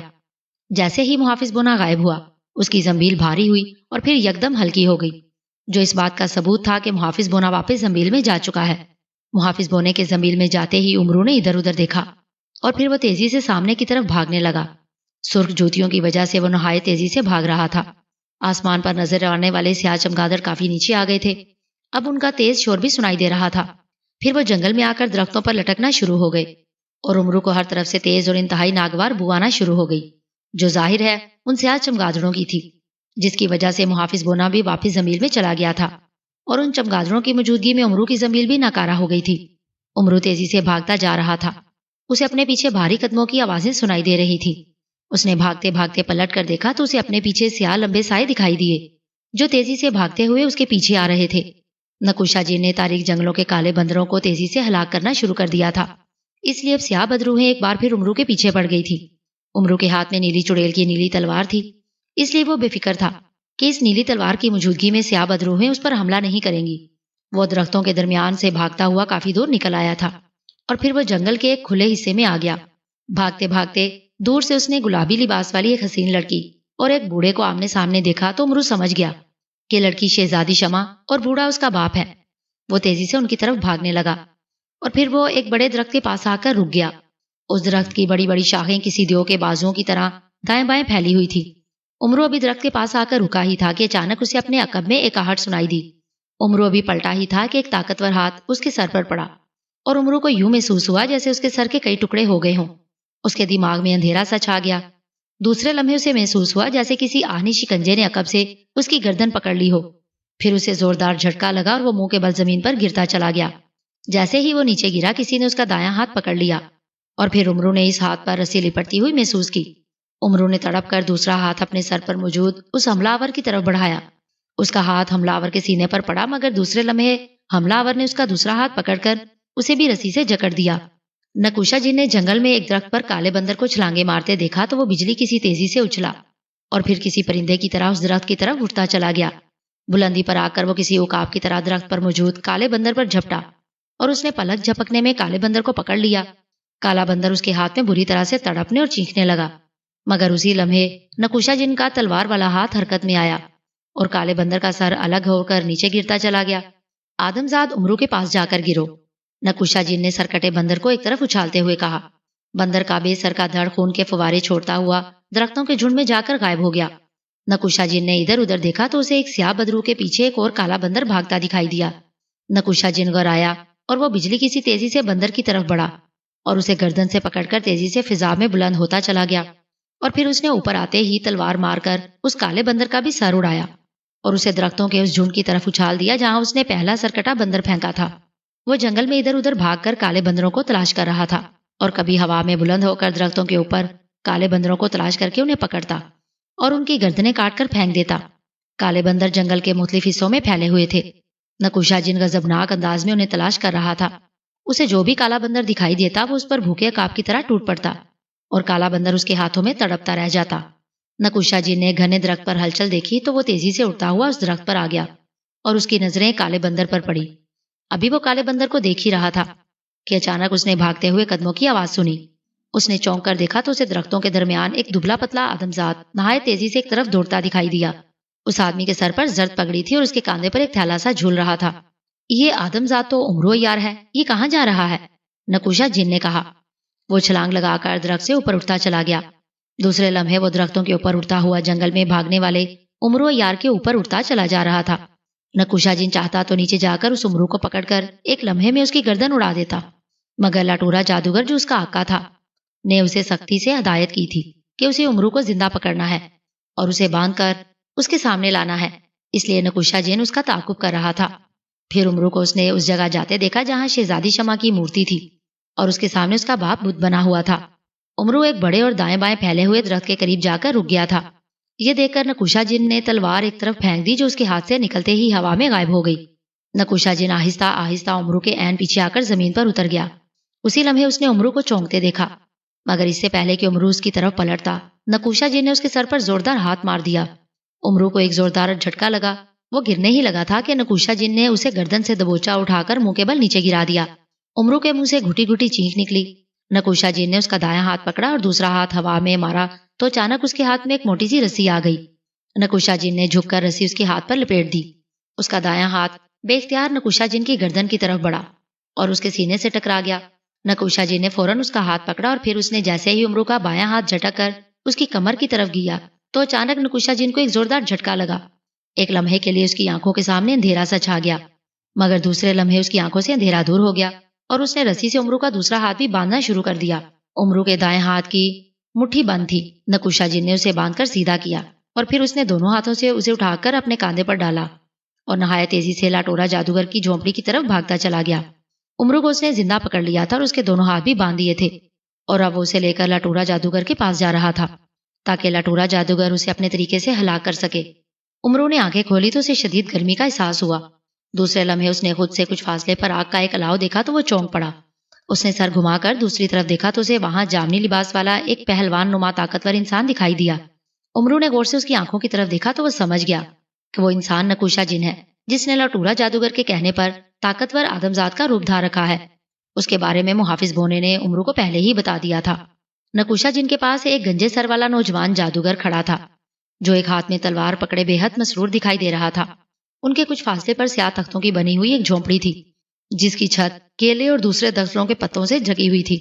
عمرو بھڑکتی ہوئی آگ سے کچھ ہی فاصلے پر پڑا تھا، اس لیے اسے آگ کی تپش بہت زیادہ محسوس ہو رہی تھی۔ آقا، عمرو کو ہوش آ گیا ہے، اچانک طاقتور انسان نکوشا جن نے تلوار والے سے مخاطب ہو کر کہا، اور تلوار بردار جو لاٹورا جادوگر تھا چونک کر عمرو کی طرف دیکھنے لگا۔ دوسرے لمحے وہ تلوار لے کر عمرو کی طرف بڑھا۔ لاٹورا جادوگر کا چہرہ فتح و کامرانی سے تمتما رہا تھا۔ وہ عمرو کی طرف حقارت بھری نظروں سے دیکھ رہا تھا۔ تو تمہیں ہوش آ گیا ہے عمرو یار؟ لاٹورا جادوگر نے عمرو کے دائیں طرف آ کر اسے حقارت بھری نظروں سے دیکھتے ہوئے کہا۔ ہاں، مگر تم کون ہو؟ عمرو نے جواباً اسے گھرتے ہوئے کہا۔ میں لاٹورا جادوگر ہوں۔ لاٹورا جادوگر نے منہ پھلا کر کہا۔ شکل سے تو تم مجھے پرلے درجے کے احمق اور پاگل معلوم ہوتے ہو، پھر تم نے پاگل جادوگر کی جگہ اپنا نام لاٹورا جادوگر کیوں رکھ لیا ہے؟ عمرو نے مسکراتے ہوئے کہا۔ میں دنیا کا طاقتور ترین جادوگر ہوں عمرو یار، تم یہاں مجھے ہلاک کرنے کے لیے آئے تھے نا؟ لاٹورا جادوگر نے جیسے اس کی بات پر توجہ دیے بغیر کہا۔ تم جیسے پاگل جادوگر کو ہلاک کر کے مجھے کیا ملے گا؟ میں تو ان جنگلوں میں ویسے ہی گھومنے پھرنے کے لیے آیا تھا۔ عمرو نے کہا۔ میں پاگل نہیں لاٹورا جادوگر ہوں، لاٹورا جادوگر نے گھرا کر کہا۔ میں بھی تو وہی کہہ رہا ہوں پاگل جادوگر، عمرو نے کہا، اور اس کی بات سن کر لاٹورا جادوگر کا چہرہ غصے سے سرخ ہو گیا۔ موت تمہارے سر پر کھڑی ہے عمرو یار، اور تم مجھ سے ڈرنے کی بجائے شوخی سمجھ رہے ہو؟ لاٹورا جادوگر نے کہا۔ اس کے لہجے میں قدرے حیرت کا عنصر تھا۔ موت میرے سر پر نہیں تمہارے سر پر کھڑی ہے، احمق پاگل جادوگر، سر اٹھا کر دیکھو، عمرو نے کہا، اور لاٹورا جادوگر نے چونک کر سر اٹھایا، مگر اس کے سر پر کھلے آسمان کے سوا کچھ نہیں تھا۔ اسے اس طرح بکھلاتے دیکھ کر عمرو بے اختیار ہنس پڑا۔ بس ڈر گئے؟ پاگلوں کا دل واقعی بے حد کمزور ہوتا ہے، اور تم تو مجھے پاگلوں کے بھی سردار نظر آ رہے ہو، عمرو نے ہنستے ہوئے کہا، اور لاٹورا جادوگر اس کی طرف خونخوار نظروں سے دیکھنے لگا۔ لگتا ہے موت سر پر دیکھ کر تم اپنا دماغی توازن کھو چکے ہو، اسی لیے تم بہکی بہکی باتیں کر رہے ہو، لاٹورا جادوگر نے کہا۔ تو تم نے مجھے یہاں ہلاک کرنے کے لیے باندھ رکھا ہے؟ عمرو نے کہا۔ ہاں، میں اس تلوار سے بھی تمہاری گردن اڑا دوں گا، اور پھر میں تمہاری تڑپتی ہوئی لاش اور سر کو اٹھا کر اس آگ میں جھونک دوں گا۔ یہ آگ کئی گھنٹوں سے بھڑک رہی ہے، اس میں تمہارا دھڑ اور سر لمحوں میں جل کر راکھ بن جائے گا۔ لٹورا جادوگر نے بڑے شفاق لہجے میں کہا، میں اگر اس قدر آسانی سے ہلاک ہونے والوں میں سے ہوتا تو اب تک سینکڑوں بار ہلاک ہو چکا ہوتا۔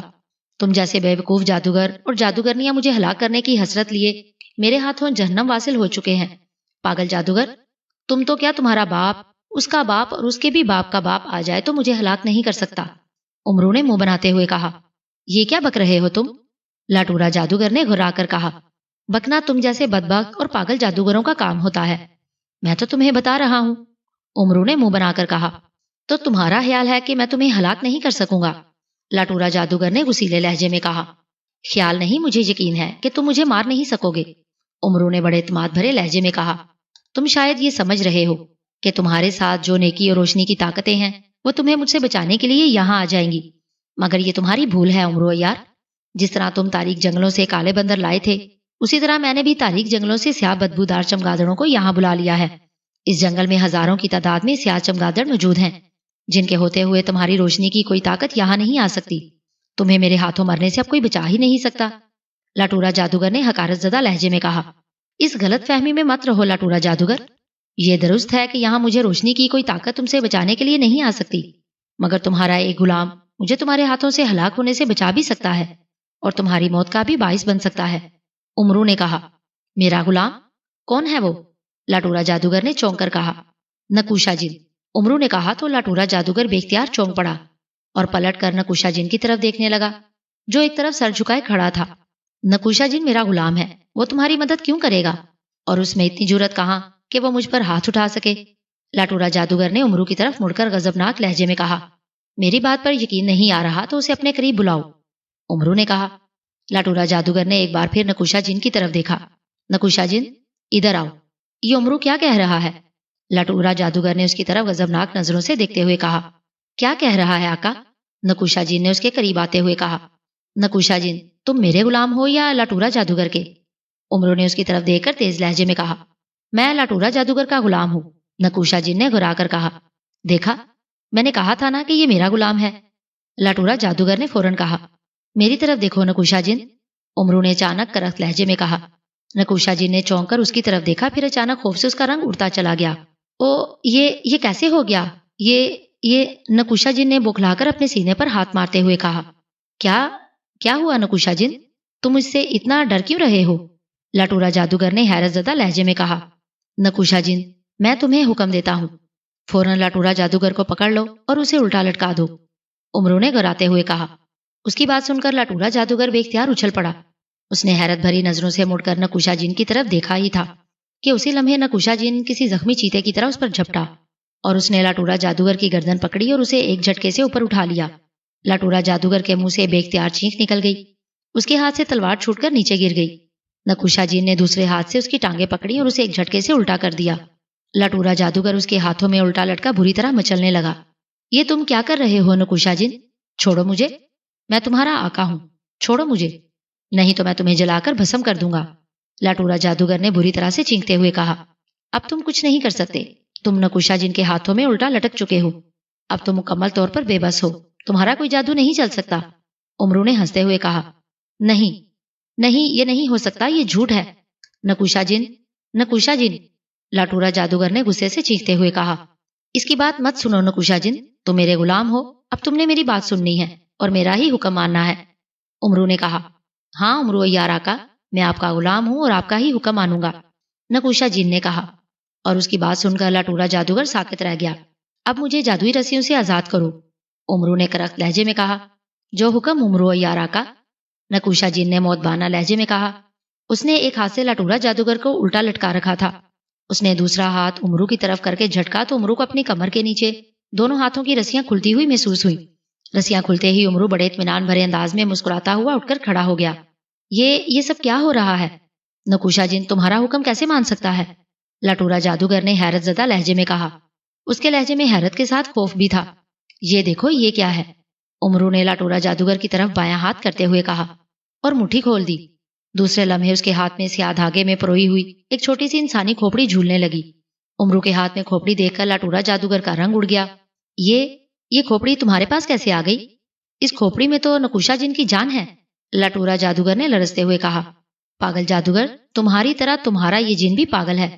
اس نے مجھ پر عقب سے حملہ کر کے مجھے بے ہوش کرنے کی کوشش کی تھی۔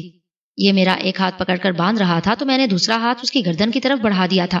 یہ سب میں نے غیر ارادی طور پر کیا تھا، مگر میری غیر ارادی میرے کام آ گئی اور اس کے گلے میں موجود کھوپڑی دھاگے سمیت میرے ہاتھ آ گئی، جس کا نکوشا جن کو بھی علم نہیں ہوا تھا۔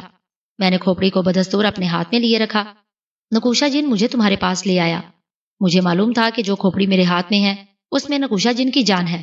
اس کھوپڑی کے ٹوٹنے سے نکوشا جن ہلاک ہو سکتا ہے، اور اگر اس کھوپڑے کی دائیں آنکھ میں انگلی ماری جائے تو نکوشا جن کو کوئی بھی اپنا غلام بنا سکتا ہے۔ میں نے تم سے باتیں کرتے ہوئے اس کی کھوپڑی کی دائیں آنکھ میں انگلی ڈال دی، جس سے اسے فوراً پتا چل گیا کہ اس کی طلسماتی کھوپڑی میرے قبضے میں ہے، چنانچہ یہ میرا غلام بن گیا۔ امرو نے اسے تفصیل بتاتے ہوئے کہا۔ یہ سب کچھ اسے جاتے جاتے محافظ بونے نے بتایا تھا۔ امرو کو محافظ بونے نے یہی کھوپڑی حاصل کرنے کے لیے کہا تھا، جس سے امرو پریشان ہو گیا تھا کہ وہ نکوشا جن کے گلے میں موجود طلسماتی کھوپڑی کیسے حاصل کر سکتا ہے، مگر پھر واقعی قدرت نے خود ہی اس کا ساتھ دے دیا، اور اپنی جان بچانے کی کوشش کرتے ہوئے وہ کھوپڑی بغیر کوئی تگودو کیے امرو کے ہاتھ میں آ گئی تھی۔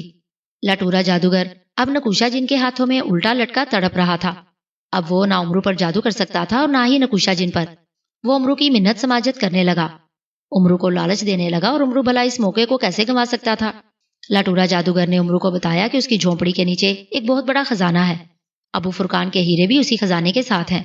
خزانے اور ہیروں کا پتہ چلتے ہی امرو نے نکوشا جن کو حکم دیا کہ وہ لٹورا جادوگر کی گردن توڑ کر اسے آگ میں پھینک دے۔ نکوشا جن نے اپنے طاقتور بازوں سے لٹورا جادوگر کی گردن توڑ دی اور اسے بھڑکتی ہوئی آگ میں پھینک دیا، اور لٹورا جادوگر کی لاش اس آگ میں جلنے لگی۔ امرو نے نکوشا جن کی کھوپڑی توڑ کر اسے بھی ہلاک کر دیا۔ ان دونوں کے ہلاک ہوتے ہی جنگل میں بت بنے شہزادی شمع اور بادشاہ سلامت اصلی حالت میں آ گئے۔ امرو نے لٹورا جادوگر کی جھونپڑی میں جا کر زمین کھود کر خزانہ اور ابو فرقان کے ہیرے نکالے، اور پھر وہ ملک شام کے بادشاہ اور شہزادی شمع کے پاس آ گیا، جو حیران و پریشان خود کو اپنے محل کی بجائے جنگل میں دیکھ رہے تھے۔ امرو نے انہیں ساری حقیقت بتائی تو وہ اس کی باتیں سن کر حیران بھی ہوئے اور خوش بھی۔ پھر امرو نے انہیں سرخ نگینے والی انگوٹھی کی مدد سے واپس ملک شام ان کے محل میں پہنچا دیا۔ محل میں آ کر بادشاہ سلامت نے امرو کو ڈھیروں خزانے انعام میں دے دیے، جنہیں پا کر امرو خوشی سے نہال ہو گیا۔ وہ کئی روز ان کا مہمان رہا اور پھر سردار امیر حمزہ سے 1,00,000 سرخ مہروں والی اشرفیاں لینے کے لیے لشکر کی طرف روانہ ہو گیا۔ وہ خوش تھا، بے حد خوش۔